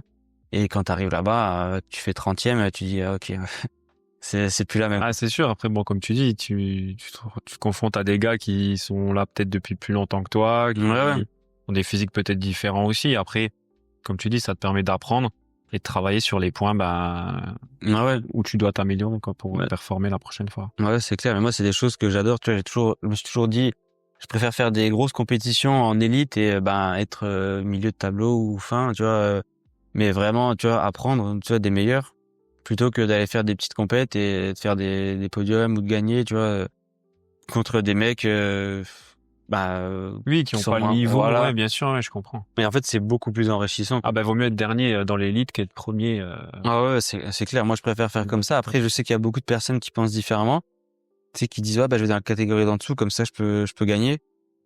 Ouais, mais c'est des titres qui sont pas, Ouais, voilà, c'est pas ouf. honorifiques, tu vois, parce que t'es là, bon, t'as gagné, mais tu sais que, voilà, tu sais que Ah ouais. c'était sûr, entre guillemets, quoi. Ouais, ouais, c'est ça. C'est ça. Ou des gens, ouais, qui font qui vont que en team parce qu'ils ont un petit peu peur de la confrontation en individuel. Donc ça, c'est aussi, tu vois, la team, c'est bien, mais quand tu as vraiment des objectifs enfin, pour toi-même, c'est quand même mieux de faire de l'individuel. Parce que c'est là que tu vois, entre guillemets, ta vraie valeur en tant enfin, dans le CrossFit, en tant que sportif, quoi. Tu vois, alors qu'en team, bah, t'as toujours, ce facteur où, le collègue, il peut t'aider, quoi, tu vois. Ouais, bien sûr. Ouais, je pense à ça, mais j'ai un pote qui a démarré le tennis l'an dernier Mhm. et justement, il fait des compètes assez souvent les week-ends. Il m'a dit, je me fais éclater. Ouais. Mais parce qu'il fait des trucs contre des gars qui sont bien plus forts que lui, mais Ouais. au contraire. Je dis, mais ça va, ça te démotive pas? Il m'a dit, non, non, il me dit, au contraire, je suis content, j'apprends. Ouais. Il me dit, je sais, ben voilà, là où je suis pas bon. Puis en plus, ce qui est bien, c'est comme je dis, c'est des gars qui sont meilleurs, ils peuvent te donner des conseils aussi. Ils ont joué Ouais. contre toi, ils t'ont vu jouer. Mhm. Donc ils peuvent dire, bah tiens, tu pourrais améliorer ça, améliorer ça. Et qui sait, tu pourrais revenir plus tard et puis Ah aller ouais, grave. défoncer derrière Ah ouais, à c'est ton clair. tour, quoi.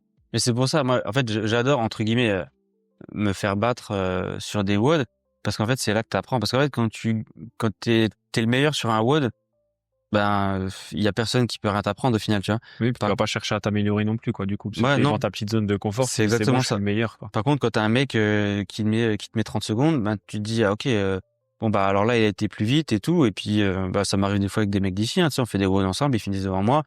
Bah moi je vais direct leur demander, même si de base ils sont moins forts que moi, mais s'ils m'ont battu sur le WOD là, bah alors comment t'as fait là, comment t'as breaké, tu vois, et en fait juste te dire ok bah la prochaine fois faut que je fasse comme ça, faut que je travaille plus cette qualité là, et en fait c'est au final c'est comme ça que tu te développes, quoi. Tu vois, plutôt que t'as des personnes, ils se font battre et ben ils cherchent des excuses à essayer de te dire ouais mais aujourd'hui ça allait pas ou ci ou ça. Tu vois, c'est pas comme ça que t'avances, quoi. Enfin en tout cas Oui, dans non, mon mais état c'est d'esprit c'est clair. pas Je comme veux ça dire, que c'est une t'avances. mentalité de loser, ça, mais. Ouais ouais. Mais en fait il y en a plein qui se cachent derrière ça parce qu'ils ont peur de comment dire de se confronter à la réalité, tu sais.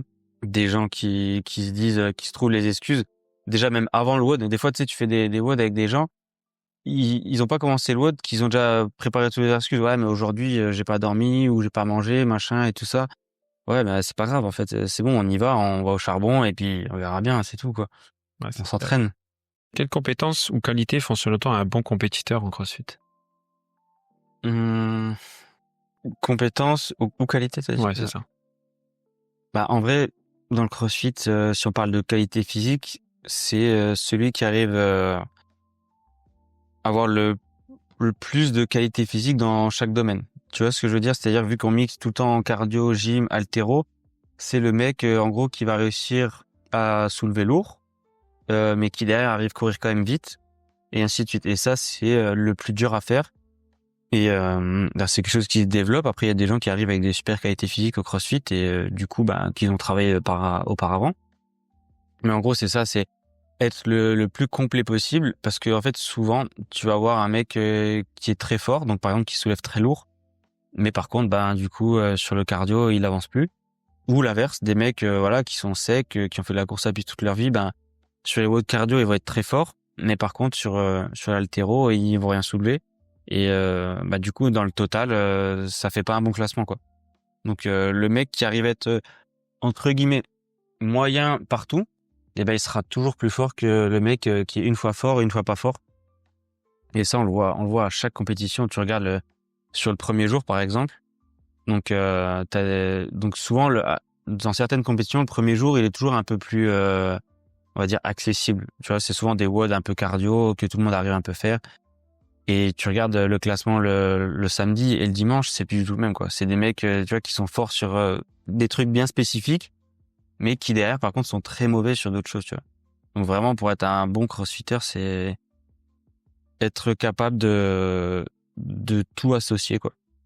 Et ça, du coup, vu que tout à l'heure, on parlait de la programmation, les gens en faisaient trop. Les gens, ils ont du mal en fait, justement, à dissocier leur entraînement, tu vois. Comme je te disais, le mec qui veut être fort dans un WOD, qu'est-ce qu'il va faire? Il va juste faire des WOD pour faire des WOD. Alors que justement, il faut analyser pourquoi comment tu veux t'améliorer et travailler chaque chose spécifiquement. C'est-à-dire, tu vois, par exemple, comme je le fais le matin, je fais que du cardio, donc par exemple que du vélo pendant 1 heure, parce que c'est cette qualité-là que je veux développer. Si par exemple, je mettrais du vélo, après je mets de la barre, de la gym et tout, mais en fait, t'améliores pas ton vélo, tu vois ce que je veux dire. Mais tu travailles pas vraiment qu'à un point, quoi. Faut Ouais, c'est ça. séparer. C'est ça. Et c'est pour ça, en gros, il faut essayer de dissocier au max pour travailler une qualité après l'autre, pour justement, à la fin, faire le spécifique. Et du coup, tu auras amélioré chaque qualité indépendamment. Et du coup, bah forcément, quand tu vas les remettre ensemble, tu seras meilleur, quoi. Alors que si tu les mets tout de suite ensemble et que tu essaies de les améliorer, bah ça marche pas. C'est beaucoup plus compliqué, quoi. Ça marche au début. Tu vois, quand tu commences le CrossFit, Oui, quand t'es débutant. Ouais. c'est ça. En faisant un peu de tout, bah t'arrives à t'améliorer. Mais après, ça suffit plus. Il faut vraiment que tu te focus sur un truc. Sur les petits détails. Ouais. C'est ça. Et ça, les gens ont du mal à le faire, vraiment du mal à le faire. Je le fais dans la prog et bah du coup, des fois, t'en as, ils râlent un petit peu, genre parce que aujourd'hui on fait que de la force, tu vois. Bah ouais, mais il faut et en fait à la fin du cycle, quand ils ont pris 10 kilos de plus sur leur barre et que dans les WOD ils se sentent plus à l'aise dès qu'il y a une charge, ils disent ah ouais, ça marche vraiment bien. Mais Ouais, du coup, par contre, c'est un peu plus comment dire, répétitif parce que du coup, bah je sais pas, j'ai n'importe quoi, tous les mercredis tu fais du squat. Et t'as plus cette notion un peu de variété dans l'entraînement, mais à la fin ça paye, quoi. C'est d'où l'importance d'un coach, hein, de toute façon. Ouais, On analyse vraiment d'un professionnel. Ouais, c'est ça. Comment tu vois un peu l'évolution du CrossFit dans les années futures? En bien. Après, la marque en elle-même se casse un petit peu la gueule parce que bah la gestion. Après, bon, je suis personne pour juger, mais la gestion est un peu mal faite et du coup parce que CrossFit c'est une marque en fait. Mais la méthodologie d'entraînement du CrossFit, ça, je pense que ça va perdurer. Et justement, là, on a des mecs qui prennent un petit peu le relais, qui essaient de créer une fédération, par exemple, donc que ce soit en France ou à l'international. Donc, je pense que du coup, ça va vraiment s'améliorer, ça se professionnalise de plus en plus. Et du coup, je pense que ça va devenir vraiment bien. Parce que moi, j'ai toujours rêvé qu'il y ait un championnat, tu vois. Parce qu'en fait, il y a pas vraiment de championnat, c'est des compétitions qui sont prises comme ça, une par une. Et t'as pas de classement à la fin de l'année, genre un titre de champion de France par exemple. Donc ça avance dans le bon sens où bah il y a des fédérations qui se créent où bah du coup après les athlètes professionnels ils sont mieux encadrés et tout ça, donc ça c'est vraiment bien. Donc je pense que ça évolue vraiment dans le bon sens avec l'arrivée aussi de l'Aerox, ben ça pousse je pense un petit peu le CrossFit à se bouger un petit peu, ouais. Et mais en tout cas, je trouve en tout cas dommage que le CrossFit ce soit une marque parce que forcément, vu que c'est une entreprise, c'est le chiffre, quoi, avant le reste. Mais en tout cas, la méthodologie CrossFit, ça bougera pas. Ça a fait ses preuves. On sait que ça marche. On sait que c'est devenu du coup un sport à part entière. Donc, ça bougera pas. Et il y a des gens vraiment bien, que ce soit en France ou à l'international, qui font des choses vraiment très bien. Donc, ça, c'est cool pour le CrossFit. Quels sont tes objectifs futurs à la fois en tant qu'athlète et en tant que coach? Bah alors en tant qu'athlète à court terme, cette année en fait, vu que j'ai ouvert la salle, il y a pas trop d'objectifs parce qu'en fait, si tu veux, toutes les qualifications, elles sont tombées pendant notre ouverture de la salle, donc j'ai préféré faire l'impasse. J'ai essayé, tu vois, je me suis dit allez, on essaie de faire les deux en même temps et au final, j'ai pas réussi. Donc je me suis qualifié qu'à une seule compète cette année. Enfin, j'en ai fait qu'une au final, je me suis qualifié à une seule. Donc en termes d'objectifs perso en tant qu'athlète, cette année, il n'y a pas grand-chose. Peut-être en fin d'année, j'aimerais bien aller sur une compétition en Hollande, ça s'appelle Lowlands Throwdown, c'est une grosse compétition en Hollande. Donc ça, j'aimerais bien m'y qualifier. Et après, l'année prochaine, en revanche, là, j'aimerais bien du coup retourner sur les grosses compétitions françaises. qu'on a, parce qu'en plus le niveau il augmente chaque année, donc c'est de plus en plus difficile d'y aller. Donc ça, j'aimerais bien y retourner en tant qu'athlète. Après, en tant que coach, coach et gérant de la salle, le but c'est vraiment de développer la salle à fond pour que on puisse proposer déjà le meilleur à nos adhérents et que nous on puisse vivre de notre passion, quoi. Là, on a fait un super démarrage déjà, donc on est super content. En un mois, on a atteint ce qu'il fallait, donc ça c'est cool. Et donc maintenant notre objectif c'est d'être rentable au plus vite. Mais en tout cas c'est bien parti. Mais on va dire ça l'objectif, être rentable ou en tout cas ne plus perdre d'argent déjà, et être à zéro et pouvoir avoir une salle qui tourne, qui fonctionne. Ça c'est vraiment l'objectif principal pour la salle, quoi. Que j'ai la future question justement, avais-tu des projets spécifiques pour développer ta salle et la communauté de l'athlète? Après nous on essaye de faire pas mal d'événements. Donc là on s'est imposé on s'est dit de faire un événement par mois, tu vois. Donc en fait justement pour créer une communauté forte, tu vois, donner envie aux gens de venir chez nous profiter. Tu vois, la semaine dernière on a fait un barbecue avec des WOD un peu spéciales et tout ça, que voilà, c'est pour attirer un max de monde, tu vois, et qu'on puisse partager ça avec aussi un max de monde en même temps. Donc c'est un peu ça notre idée. On essaie de partager beaucoup sur les réseaux. Donc voilà, c'est un petit peu ça nos projets. Comme tu as dit tout à l'heure, on fait un training camp avec des pointures du CrossFit. Et en gros, nous on essaye, on va essayer de proposer un maximum de choses aux gens, que ce soit nos adhérents ou les gens extérieurs. Tu vois, un training camp, ça se fait, j'en vois pas beaucoup par chez nous, quoi. Ici sur le coin de Thionville, j'ai jamais vu un training camp avec des mecs comme ça, ou alors avant que je fasse du CrossFit peut-être, mais en tout cas sur les 5 dernières années, c'est pas quelque chose que j'ai vu.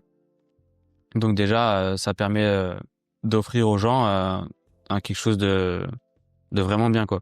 Et en plus de ça, nous, ça nous permet d'avoir de la visibilité, parce que du coup, on a des gens connus qui viennent, donc c'est top, quoi. Oui, repartage sur leur réseau et tout. Puis Ouais, c'est sûr c'est ça. qu'après, comme tu dis, si t'as des pointures, rien que pour les adhérents, tout ça, c'est C'est quali, tu vois, voilà, c'est ça. c'est enrichissant de pouvoir rencontrer des personnes comme ça que dans la vraie vie, tu t'aurais pas cette occasion-là. Ouais, c'est ça.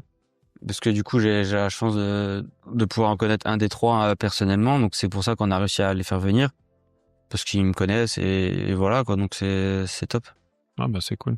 Et ça, on va essayer de faire ça. On va essayer de se tenir à un événement par mois, pas forcément un événement avec des intervenants extérieurs à chaque fois. Non, bien sûr, mais même un barbecue, un repas, Ouais, comme c'est ça, ça. c'est toujours sympa, tu vois. C'est ça, partager en fait des moments avec la communauté et voilà. Mais après, pour l'instant, je suis vraiment content de la communauté qu'on a. C'est, tu vois, comme t'as pu voir, on a l'impression que tout le monde est pote et tout, donc c'est. Ah, c'est clair, c'est vraiment une ambiance familiale Ouais, grave. qui est vraiment cool. Donc ça, on va essayer de maintenir ça à fond et puis voilà. Si tu pouvais donner un seul conseil aux personnes qui veulent progresser en CrossFit, ce serait quoi? Un seul conseil, en vrai, c'est faire appel à un coach. C'est le meilleur conseil qu'on peut donner. En général, les coachs de CrossFit sont quand même assez qualifiés et même que ce soit en termes de préparation physique générale, ils sont quand même bien formés et plutôt bons, parce que du coup, on a beaucoup de gens des fois qui viennent et qui veulent faire un peu par eux-mêmes et c'est pas le top, quoi. Après, pour des personnes qui veulent vraiment viser la compétition, c'est juste en plus dans l'état d'esprit de savoir ce que tu veux vraiment, quoi. Parce que du coup, je te prends un exemple, on a pas mal je connais du coup des compétiteurs, qui se disent compétiteurs, mais dès qu'il y a de la compétition, ils sont plus là, quoi. Tu vois, donc en fait, ou dès qu'il faut s'entraîner pour la compétition, il y a plus personne, c'est trop difficile, c'est ci, c'est ça. Donc en fait, si tu veux progresser, il faut faire des trucs qui sont pas cool, quoi. Donc c'est ça que j'ai à dire pour les compétiteurs. Parce que moi je le vois dans la programmation qu'on fait, des fois je mets des blocs de travail vraiment pas cool, tu vois, mais en fait t'es obligé de le faire parce que en fait c'est la demande spécifique de la compétition, quoi. Et tu peux pas y échapper. Et des fois c'est répétitif, c'est monotone, mais voilà, hein. Ouais, faut y passer, quoi. C'est ça.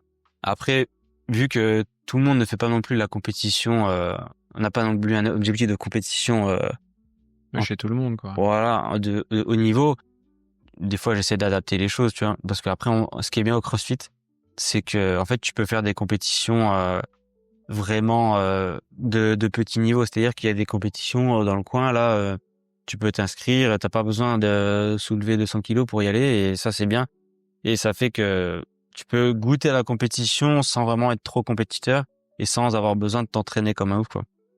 Donc c'est pour ça qu'on a aussi plusieurs programmations.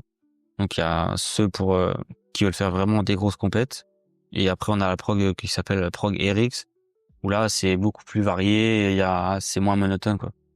Le CrossFit est quand même parfois critiqué pour son intensité et son risque de blessure. Du coup, comment tu adaptes un peu ta méthode pour minimiser ces risques? Bah déjà, ce que je conseille aux gens, et même quand ils viennent prendre un abonnement chez nous, c'est de pas en faire trop tout de suite, parce que du coup je trouve en tout cas les gens sont vite mordus et accros, et du coup ils viennent tous les jours faire un WOD, mais du coup c'est des méthodes d'entraînement qu'ils ont peut-être jamais fait, et du coup en effet c'est intense. Donc j'essaie toujours de temporiser un petit peu et de leur dire d'y aller progressivement. C'est pour ça que du coup on a l'abonnement 2 fois semaine, donc qui est top pour démarrer. En gros tu fais 2 fois semaine du CrossFit, et si t'as du temps à côté, ben tu vas courir un petit peu, tu te renforces un petit peu comme ça, et puis après tu fais 3 séances, puis après 4, puis après 5, puis après tu viens tous les jours. Mais en fait c'est vraiment être progressif dans la charge d'entraînement, et et voilà, et du coup comme ça au moins tu restes loin des blessures. Donc il y a ça, il y a être progressif dans ta charge d'entraînement, et il y a surtout aussi la technique, quoi, parce qu'on a beaucoup de mouvements techniques, et on le voit pareil, bah souvent tu sais des mecs qui viennent de la muscu, qui ont un peu de force sur les mouvements d'haltéro, et ils arrivent à soulever la barre, mais du coup ils se retrouvent avec le dos rond ou des trucs comme ça, parce qu'ils veulent la charge avant la mécanique, avant la technique, et on se retrouve avec des gens qui bougent pas bien et qui peuvent du coup se blesser à cause de ça. Mais comme je dis toujours, il n'y a pas de mauvais mouvements, il y a que des mauvaises façons de le faire. Donc c'est pour ça les blessures, elles viennent pas à cause du CrossFit, elles viennent de la pratique excessive ou de la mauvaise pratique, quoi. Du mauvais mouvement pratiqué par les Ouais, c'est ça. gens. Et bah tu vois, moi par exemple, j'ai fait du coup 5 ans de CrossFit, je vais faire la 6e année, je me suis jamais blessé, pourtant bah je m'entraîne 2 fois par jour, je mets de l'intensité, je soulève des charges lourdes, et pourtant je me suis jamais fait mal, quoi. Alors oui, des fois ça coince un peu dans les épaules, des fois j'ai des restrictions un petit peu, mais avec des bons échauffements, de la mobilité, ben ça passe, quoi.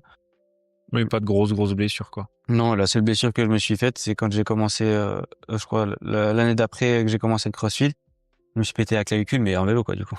Oui, Donc voilà, il y a des tas de choses qui blessent beaucoup plus que le CrossFit. Et en vrai, là comme ça, je pourrais pas te citer grand monde qui s'est vraiment blessé au CrossFit ici dans la salle, en tout cas. À part des petits pépins qui t'empêchent d'entraîner pendant 2-3 jours, voilà, t'as un peu bloqué le dos, voilà, c'est des choses après oui, c'est classiques, aléas de quoi. la vie, quoi. Ouais, voilà. Du coup, depuis que tu t'es cassé la clavicule, t'as récupéré entièrement, plus aucune Ouais. séquelle? Bah en fait, c'est juste que au niveau de la mobilité, je sens que moi je suis un peu restreint, tu vois, et que bah du coup c'est l'épaule gauche qui demande un peu plus d'échauffement, un peu plus de mobilité pour atteindre les bonnes positions, quoi. Donc ça c'est un peu chiant, mais bon, et il faut s'y faire, quoi. De toute façon, on peut plus rien faire. Ouais, bah maintenant, Ouais. c'est fait. Et en vrai, c'est ça, la plupart des gens qui se font des petites blessures, des entorses, en fait, ce qui gêne après, c'est la mobilité, parce que tu sens que l'articulation elle est un peu plus raide, et du coup, ça demande juste plus d'échauffement, quoi. Ok. Est-ce que tu as à nous partager une réussite marquante d'un athlète que tu aurais coaché, ou même d'une personne simple adhérente? Ouais. Une fille, du coup, qui j'ai en suivi perso, qui a commencé vraiment de très très loin, et donc qui bougeait vraiment très très mal, et que en gros, bah voilà, quand la première fois que tu vois, tu te dis ouais, enfin, elle sera jamais compétitrice, on pourra pas faire grand chose, parce que du coup, même un peu, tu sais, têtu comme ça, et à bouger un peu n'importe comment, faire trop et tout ça. Et puis maintenant, aujourd'hui, ben du coup, ça va faire quoi, je crois, 1 an et demi que je l'ai en suivi perso. Et en fait, ben du coup, elle a appris à s'entraîner, à bouger correctement. Et aujourd'hui, ben elle est ici dans la salle, elle fait partie des meilleures filles de la salle, tu vois. Donc ça, en vrai, c'est une réussite, ben, que ce soit pour elle ou même pour moi, tu vois, en tant que coach, parce que je me souviens que donc j'avais pas encore la salle hein, quand je l'ai prise il y a 1 an et demi, 1 an et demi. Et je m'étais dit, en gros, personnellement, je me suis dit, mon défi, c'est de réussir à la faire bouger correctement, en fait, tu vois. Et en vrai, bah, elle a progressé de ouf. Et aujourd'hui, bah, comme je t'ai dit, elle fait partie des meilleures filles de la salle. Et c'est top, elle passe tous les mouvements. Alors que, bah, voilà, il y a pas tout le monde qui passe tous les mouvements, parce qu'au CrossFit, on a des mouvements un peu difficiles à faire. Et il y a des gens, ils mettent des années, tu vois, avant de réussir les mouvements. Donc ouais, ça c'est on va dire une des plus grosses réussites que j'ai eues en tant que coach quoi. Donc c'est D'accord. Ah, ouais, c'est top. c'est T'as top. moins têtu du coup maintenant? Hein, ouais. Ben et surtout que ben on travaille beaucoup sur la gestion des WOD parce que c'était du genre à dès la première minute tout faire à fond, tout faire vite et puis après depuis avancer. Donc ben on travaille encore énormément dessus hein, mais ouais, la progression dans sa technique, dans sa gestion de l'entraînement et de l'effort, c'est assez incroyable et du coup quand on voit des vidéos d'avant après, tu dis ah ouais, du coup bon boulot quoi. Donc ça c'est vraiment cool. Tu prépares un aérox aussi? Ouais, alors préparer c'est un grand mot, je le fais déjà. On va dire que je l'ai préparé sans trop le préparer. C'est-à-dire que dans ma pratique du CrossFit, je me suis juste rajouté un peu de choses spécifiques à l'Aerox pour ne pas non plus arriver les mains dans les poches. Mais je suis pas un très bon coureur de base, donc j'essaie quand même de courir 1 à 2 fois par semaine pour me remettre un petit peu dedans parce que du coup j'ai connu une petite période d'arrêt en début d'année là quand on a ouvert la boxe. Donc 1 mois on va dire où j'ai plus fait grand chose.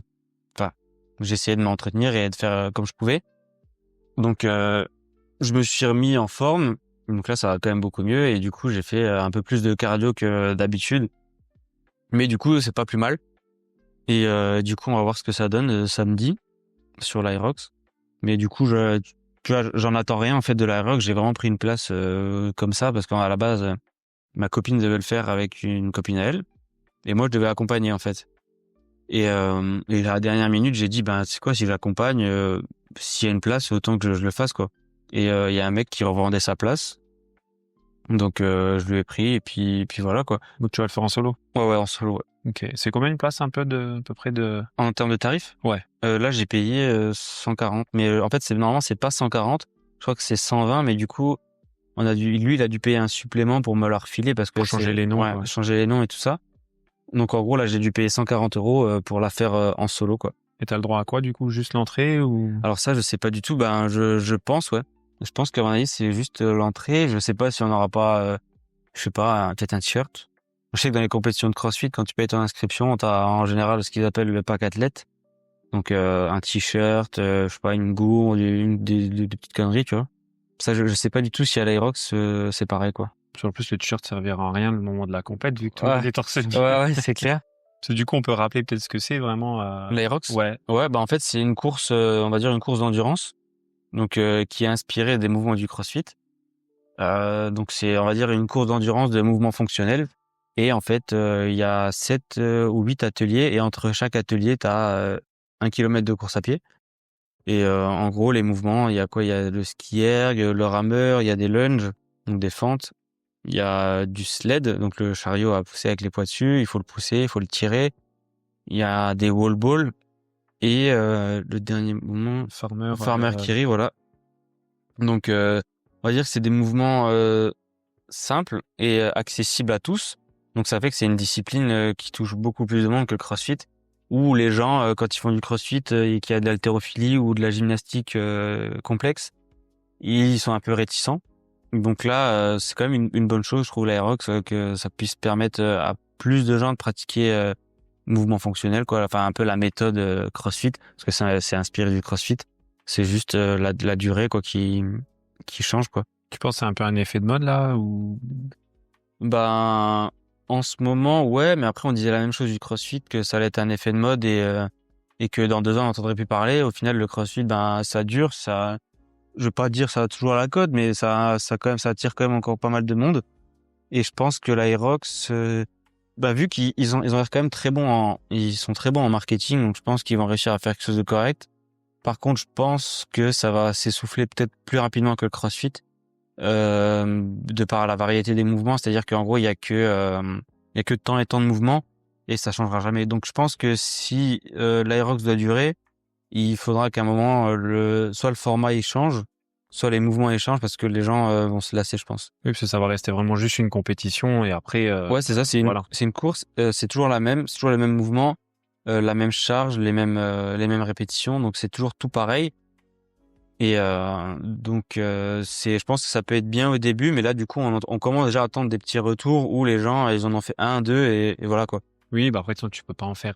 C'est 15. ça. C'est ça. Et donc, je pense que ça risque de s'essouffler peut-être par rapport à ça. Maintenant, à voir s'ils arrivent à se renouveler.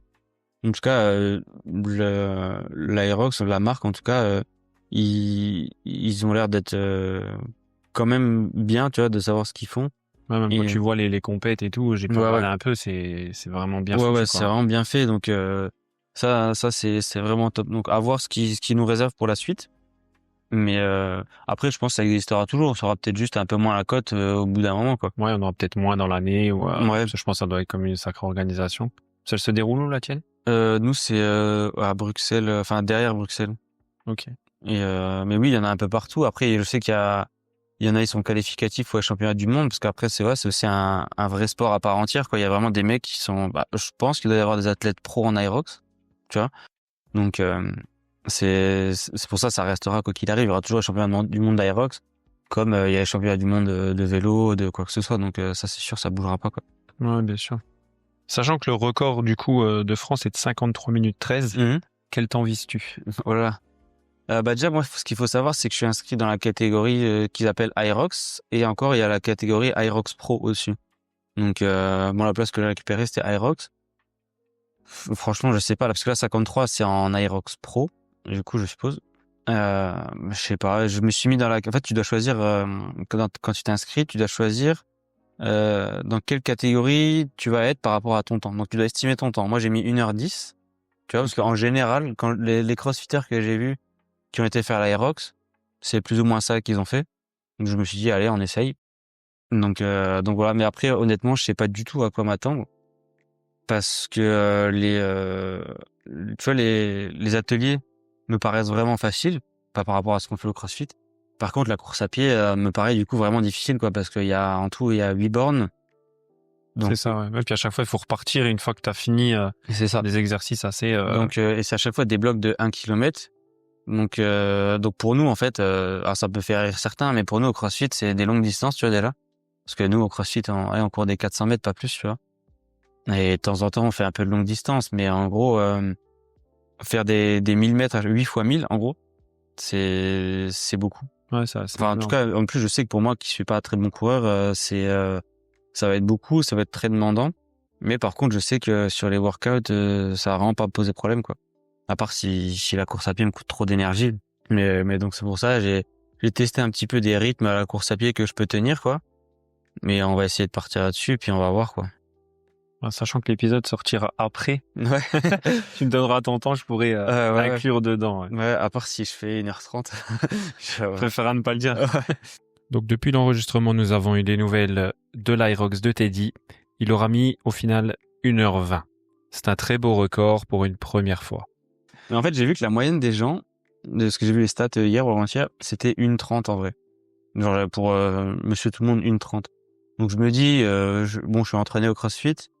Je me dis une 10, une 15, ça peut ne pas être oui, déconnant. Tu pars quand même avec un bon bagage, quoi. Ouais. T'es pas débutant, quoi. C'est ça. Mais du coup, ouais, vu que c'est complètement l'inconnu, je sais pas trop à quoi m'attendre, tu vois, en termes d'effort, voilà, tu sais que tu pars pour un effort de 1 heure. Ah ouais, bah là, ouais. Donc voilà, mais tu sais, j'ai regardé, donc ils ont envoyé le plan, tu sais. Et les stations, elles sont pas dans l'ordre. Il faut que le premier tour, t'es obligé de faire 3 tours de course. Le deuxième, t'es obligé d'en faire 2. Donc c'est pas super clair, tu vois. Bah j'ai regardé un petit peu une vidéo de Thibaut InShape qui justement avait fait. Ouais. Et lui disait qu'au fait, il débloquait complet parce que il savait plus combien il en avait fait parce qu'il faut compter. Du coup, tu sais, quand tu fais avec les stations là, à pousser, à tirer, faut que tu comptes 1, 2, 3, 4. Et du coup, lui, au bout de la 3e, il voulait déjà repartir. Sur l'autre, il en avait fait 4, il voulait en refaire une 5e. C'est vrai que je pense que t'es tellement dans un effort intense que compter, ça doit être chaud, quoi. Ah ouais, c'est clair. Parce qu'en plus, si j'ai bien compris, t'as pas un juge qui est tout le temps avec toi. Tu vois, nous, au CrossFit, en fait, quand tu fais la compétition, t'as le juge et il te compte toutes tes répétitions. il est toujours à côté de toi et tu peux pas. Ouais, gruger entre voilà. guillemets quoi. Et là, si j'ai bien compris, en fait, c'est des juges par par station, mais genre t'as un juge pour plusieurs athlètes. Donc en fait, tu comptes tout seul, quoi. C'est donc je sais pas comment ça se passe, tu vois, si tu dois faire quelque chose. Enfin, tu vois, même pour gruger, tu vois, il y a des gens ils doivent gruger, c'est pas possible. Tu vois, je sais pas trop comment ça se passe. Tu verras bien. Ouais. Ouais. Après au niveau du règlement, c'était quand même assez strict. Ouais, bah après, tu vois, on a rien reçu. Même ça, tu vois, je suis assez étonné. On n'a pas reçu les standards de mouvement, par exemple. Pareil au CrossFit, tu vois, la semaine avant, ils t'envoient tous les standards de mouvement. Donc comment les faire, qu'est-ce qui est valide, qu'est-ce qui n'est pas valide. Et là, c'est pareil. Donc je sais pas si on aura un briefing avant de partir. Tu sais, un briefing général en mode bah voilà, il faut faire ça, vous avez pas le droit de faire ça, vous avez pas le Ouais, droit est-ce de que faire t'as ça. le droit ou pas le droit. Hein. Ouais, parce que Ouais. dans la vidéo, par exemple, tu vois, lui, il pose sur les fentes avec le sac de 30 kilos sur Mhm. les épaules. Il est pris d'une crampe à un moment. En fait, il le pose Mhm. au sol. Et la femme, elle lui dit non. En fait, elle dit bah t'es disqualifié. En fait, parce que t'as pas le droit de le poser. Ah, ok, d'accord. Donc tu vois, c'est tous des trucs à savoir. Comme Bah tu dis, ouais, si t'as clairement. pas de briefing avant, je Clairement, pense ouais. qu'il avait pas dû en avoir à mon avis parce Bah que ouais. sinon Bah ouais. il l'aurait pas fait quoi. Donc bon, il a quand même fini sa course. Il s'est dit bon bah voilà, maintenant je suis là, je finis. Ouais, ouais. Mais du coup, son temps n'a pas été validé quoi. Ah ok, d'accord. Wow. Mais en plus, du coup, la petite histoire, je passe à 8 heures, donc je suis à la première vague. Donc en fait, je vais débarquer et tu sais, bah à la base, je m'étais dit, tu sais quoi, j'irai faire un peu de repérage le matin et je verrai comment ça se passe, tu vois. Et au final, ben, je pars en premier, donc je sais pas du tout, genre personne qui va passer avant moi, donc je sais pas du tout comment ça va partir, quoi. Ouais, bon, après, tu verras, mais après, c'est comme tu dis, c'est vrai qu'ils sont au niveau marketing, tu sais, ils sont quand même bons, donc après, Ouais. je pense que niveau organisation, ça Non, va je être pense quand même que correct aussi, je pense mais que c'est carré. Même je connais plein de gens qui en ont fait des aérox et tout le monde a fait le même retour que c'était carré et tout ça, donc je m'inquiète pas là-dessus. C'est juste que tu es un peu dans l'inconnu, donc voilà. Mais en vrai, c'est pas plus mal parce que moi, tu sais pas à quoi t'attendre, donc t'as aucune attente. ouais, voilà, tu vas Pas kiffer le très- moment, ouais. et puis basta, quoi. Ouais. Tu passes à 8 heures par rapport au temps que t'as donné. Si t'avais donné 1h50, tu serais passé peut-être dans un autre groupe qui passe plus tard. Écoute, je sais pas du tout comment ils gèrent ça. Je pense que, ouais, à mon avis, c'est ça. Je pense que les temps les plus rapides, ils les font partir en premier pour pas que ça gêne les autres. Enfin, je suppose, hein, ça va être comme ça parce qu'en fait, s'ils font partir des mecs lents au début, Ouais, après, les mecs rapides, ils vont ils vont le rattraper. rattraper et tu vas te retrouver avec une station surchargée, je pense. Je pense que c'est par rapport à ça. En gros, que les temps les plus rapides, je pense que il doit y avoir peut-être encore peut-être un passage avant moi quand même. Genre les mecs qui ont mis 1 heure, tu vois, par exemple. Et moi, je pars 1h10. Et après, peut-être l'arrivée d'après, c'est 1h20, 1h30, et ainsi de suite. Etc. Ouais. Ouais. Je pense que c'est comme ça me paraît un peu logique. Au but, ça va être de pas te faire rattraper, alors. Ouais. ouais, mais ça va être compliqué, parce que je sais que il y a des mecs qui courent bien, tu vois, donc, bah, là, les records du monde, les gars, ils courent en 3h30, tu vois, au kilomètre. Bah, il disait que pour être bon en aérox, il fallait que tu sois un bon coureur, quoi. Bah, c'est ça, Parce qu'en que fait, c'est ça qui va vraiment te faire gagner du temps. c'est quoi, 80 ou 90% de la course, à peu près, je pense. Donc, c'est sûr que si tu cours comme une chèvre, c'est compliqué, quoi. C'est clair. Ok, bah écoute, j'ai fini avec les petites questions. On va passer aux questions rapides. Ouais. Pour toi, quelle serait la meilleure source de protéines? Meilleure source de protéines. J'ai 2 avis en tête, en fait. Je peux? Ouais, bien sûr, bien sûr. J'ai les protéines genre style whey à assimilation rapide, tu vois. Mhm. C'est super intéressant parce que bah voilà, ça s'assimile super vite, tu le digères super bien et tout ça. Mais pas très naturel, donc bof. Et du coup, j'aurais dit à le classique la viande, quoi, parce que bah, c'est naturel. Mais dans notre société actuelle, c'est compliqué de la provenance de la viande, tu vois.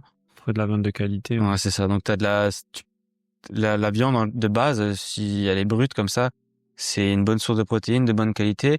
Mais tu vois, avec tout ce qu'on voit, surtout avec le poulet par exemple, d'avoir des OGM, des antibiotiques dedans et tout, c'est pas ouf, quoi. Donc en fait, aujourd'hui, d'avoir le truc optimal, je pense que c'est plus trop possible, à moins de vraiment aller chercher sur le producteur. Et encore, hein, tu sais, des fois tu sais même pas. Mais je dirais quand même la viande, parce que c'est quand même la chose, on va dire, naturelle la plus simple, quoi. Donc j'aurais dit ça. Ok. Selon toi, le meilleur exercice polyarticulaire? Bah, chez nous, le mouvement qui est roi, ça reste quand même le squat. En tout cas, surtout chez moi, parce que j'aime bien. Et vu que je suis plutôt bon sur le squat, je vais dire ça. Allez, je dirais squat deadlift, tu vois. Qu'est-ce que t'appelles plutôt bon? Au squat, Ouais, au niveau charge. 192 et je vise les 200. Ok. Quand même. En fait, bon, voilà, c'est un grand mot quand même. Non, bien sûr, mais après, voilà, tout est relatif par rapport Ouais. à ton poids, ta taille, tout ça. Voilà, non, Ouais. c'est une belle performance, ouais. Ouais, ça va. Si tu devais t'entraîner avec une icône du monde CrossFit ou body ou peu importe. CrossFit, une icône. Honnêtement, je saurais pas te dire parce que je suis pas trop, tu sais, du style fan ou un truc comme ça.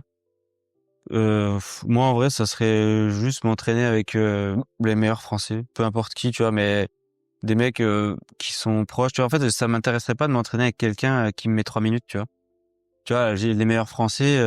Je veux pas dire que je vais les suivre, mais il y aurait un gap moins gros que le meilleur du monde, quoi, tu vois.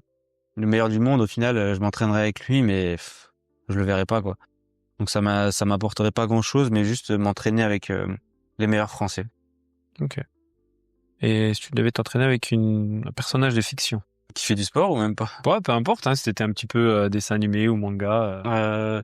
Bah écoute, vu que il y a pas longtemps, enfin on s'est fait un peu tous les Marvel, je dirais Hulk en vrai, franchement. Ouais, bah ouais. Il avait des conseils à me donner sur la prise de masse, et puis voilà. Hein. La base. Est-ce que tu as un style particulier de musique pour t'entraîner?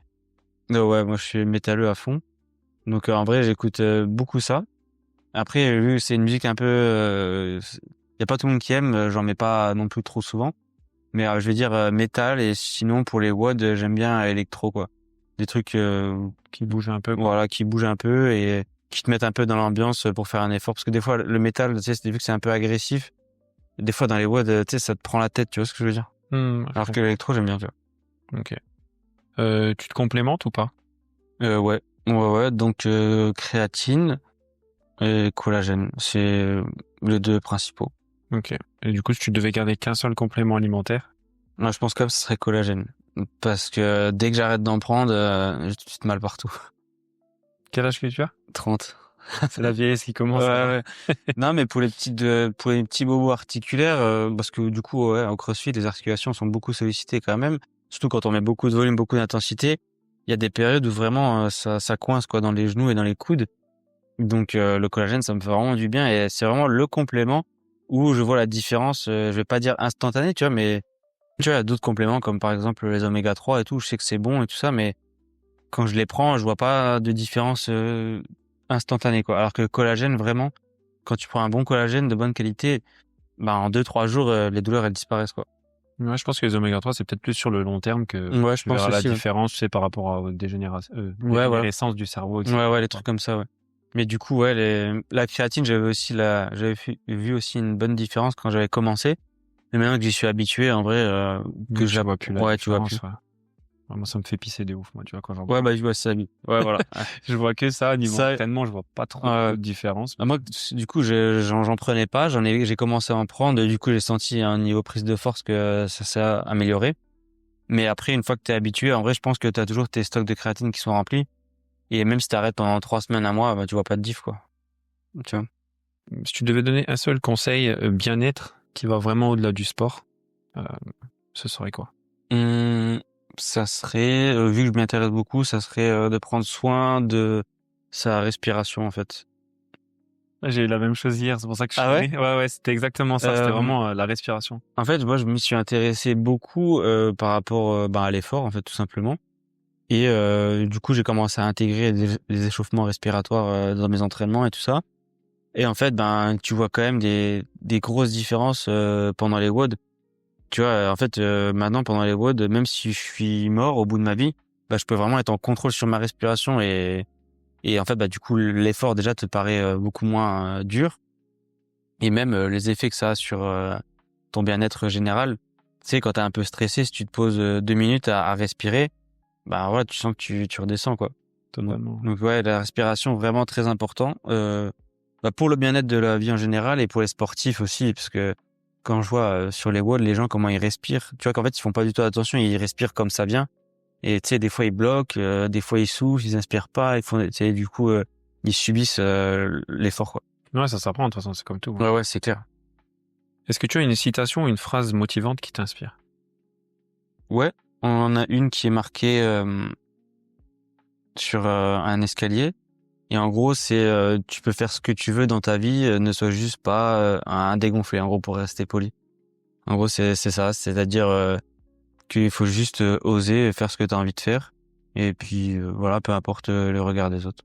Même j'aime bien me le répéter, même des fois, tu sais, quand je fais des compétitions, dans la zone d'échauffement et tout, tu te répètes un genre de mantra, une phrase qui te motive. Et même pendant le WOD, ça te permet de rester concentré sur quelque chose plutôt que sur ta douleur, quoi. Ouais, c'est une bonne phrase. Que donnerais-tu comme conseil au toi d'il y a 10 ans? D'il y a 10 ans, donc du coup, je faisais de la moto, du coup. Comme conseil, ce serait vraiment de prendre des jours de repos. Et ouais, de m'entraîner mieux, en fait. De m'entraîner mieux pour la moto. Et en vrai, des fois, je me dis toujours que si j'aurais les connaissances les connaissances et la pratique que j'ai aujourd'hui, quand je faisais de la moto, j'aurais été 100 fois meilleur en moto, c'est sûr. Ouais, performer. Ouais, c'est sûr. C'est sûr par rapport à plein de choses, mais en fait, c'est toujours quand tu arrêtes, que tu prends du recul, que tu te rends compte, en fait. Quand t'es dedans, quand t'as la tête dans le guidon, juste tu fais et puis c'est tout. Ouais, t'as les œillères, tu fonces et basta. Puis ça se trouve, dans 10 ans, je me dirais pareil pour le CrossFit, je vois, si t'aurais fait ça, t'aurais peut-être pu atteindre d'autres choses, tu vois. Mais ouais. Du coup, quand j'ai fait de la moto, voilà, je savais pas, donc c'est comme ça, quoi. Où te vois-tu dans 10 ans? Dans 10 ans, j'espère avec une salle de CrossFit. Ouais, j'espère pas ici, j'espère qu'on aura grandi et qu'on aura une salle plus grande et qu'on pourra accueillir plus de monde. Donc si c'est le cas, c'est le top. Mais en gros, ouais, c'est ça. Pour simplifier, c'est de grandir au max avec la société et pouvoir développer la vision qu'on a du sport plus large, quoi. Ok. Est-ce que tu as des projets perso ou pro en cours? Perso, ça dépend qu'est-ce que tu appelles des projets perso, qu'est-ce que tu vois par là? Peu importe, sur ta vie quotidienne. Non, après en fait c'est le train-train quotidien, c'est s'entraîner, me qualifier aux compétitions auxquelles je me suis fixé un objectif. Mais en gros ouais, c'est ça, sur le projet perso au final ça tourne vachement autour de l'entraînement et au final côté pro c'est pareil. C'est développer la société, la salle. Pour grandir au max, quoi, hein. Grandir au max, exposer notre vision du coaching, de l'entraînement, du CrossFit en général, quoi. Ok. Et du coup, la dernière petite question de fin, est-ce que tu as une recommandation de personne pour un futur podcast? Recommandation de personnes hors CrossFit, du coup. Non, pas du tout. CrossFit, muscu, un kiné, peu importe, vraiment quelqu'un qui pourrait être intéressant pour les auditeurs. Ouais. C'est un kiné super intéressant et en plus qui explique et qui détaille pas mal. Il s'appelle Ludovic Pierrier. Si tu veux, je te donne sa carte après. Ouais, pas de souci. Et donc, pour la petite histoire, il suit quasiment tous les gens du CrossFit dans la région. Et il a vraiment une approche très très intéressante. Et j'avais eu un petit pépin à l'épaule. Et via ces protocoles et tout, c'est parti assez rapidement. Et aujourd'hui, j'ai retrouvé, j'ai plus aucune douleur. J'ai pas peur de charger mon épaule et tout ça. Donc, ouais, très intéressant. Ok. Écoute, je prends note et puis Ouais. tenterai de le contacter. Ok, écoute, on a fait le tour. Merci beaucoup pour ton temps. Merci à toi. Merci beaucoup pour la découverte du CrossFit parce que c'était vraiment quelque chose d'inconnu pour moi. Et du coup, grâce aux séances d'essai que tu as mis en place, l'ouverture de ta box, j'ai pu venir tester un entraînement qui était du coup poussé Aerox, certes, mais j'ai vraiment pu découvrir ça et c'était très intéressant. Cool. Écoute, je te souhaite une bonne journée. Merci. À bientôt. Toi aussi. Avec Teddy, on comprend que le CrossFit, c'est bien plus qu'un enchaînement de wood. C'est une communauté, un lieu de dépassement et parfois même une deuxième maison. Merci à lui pour sa transparence, son énergie et sa passion contagieuse. Si cet épisode vous a donné envie de tester un rameur ou une barre d'haltéro, ou simplement de bouger, c'est qu'il a fait son job. On se retrouve très bientôt pour un nouvel épisode, et si celui-ci vous a plu, n'hésitez pas à le partager à vos amis, à votre famille, autour de vous. Pour les actualités du podcast Ça change pas, c'est sur Instagram seb.focuspodcast. Tu commences à connaître la devise. On reste focus et on enclenche le changement. Allez, ciao, bye bye.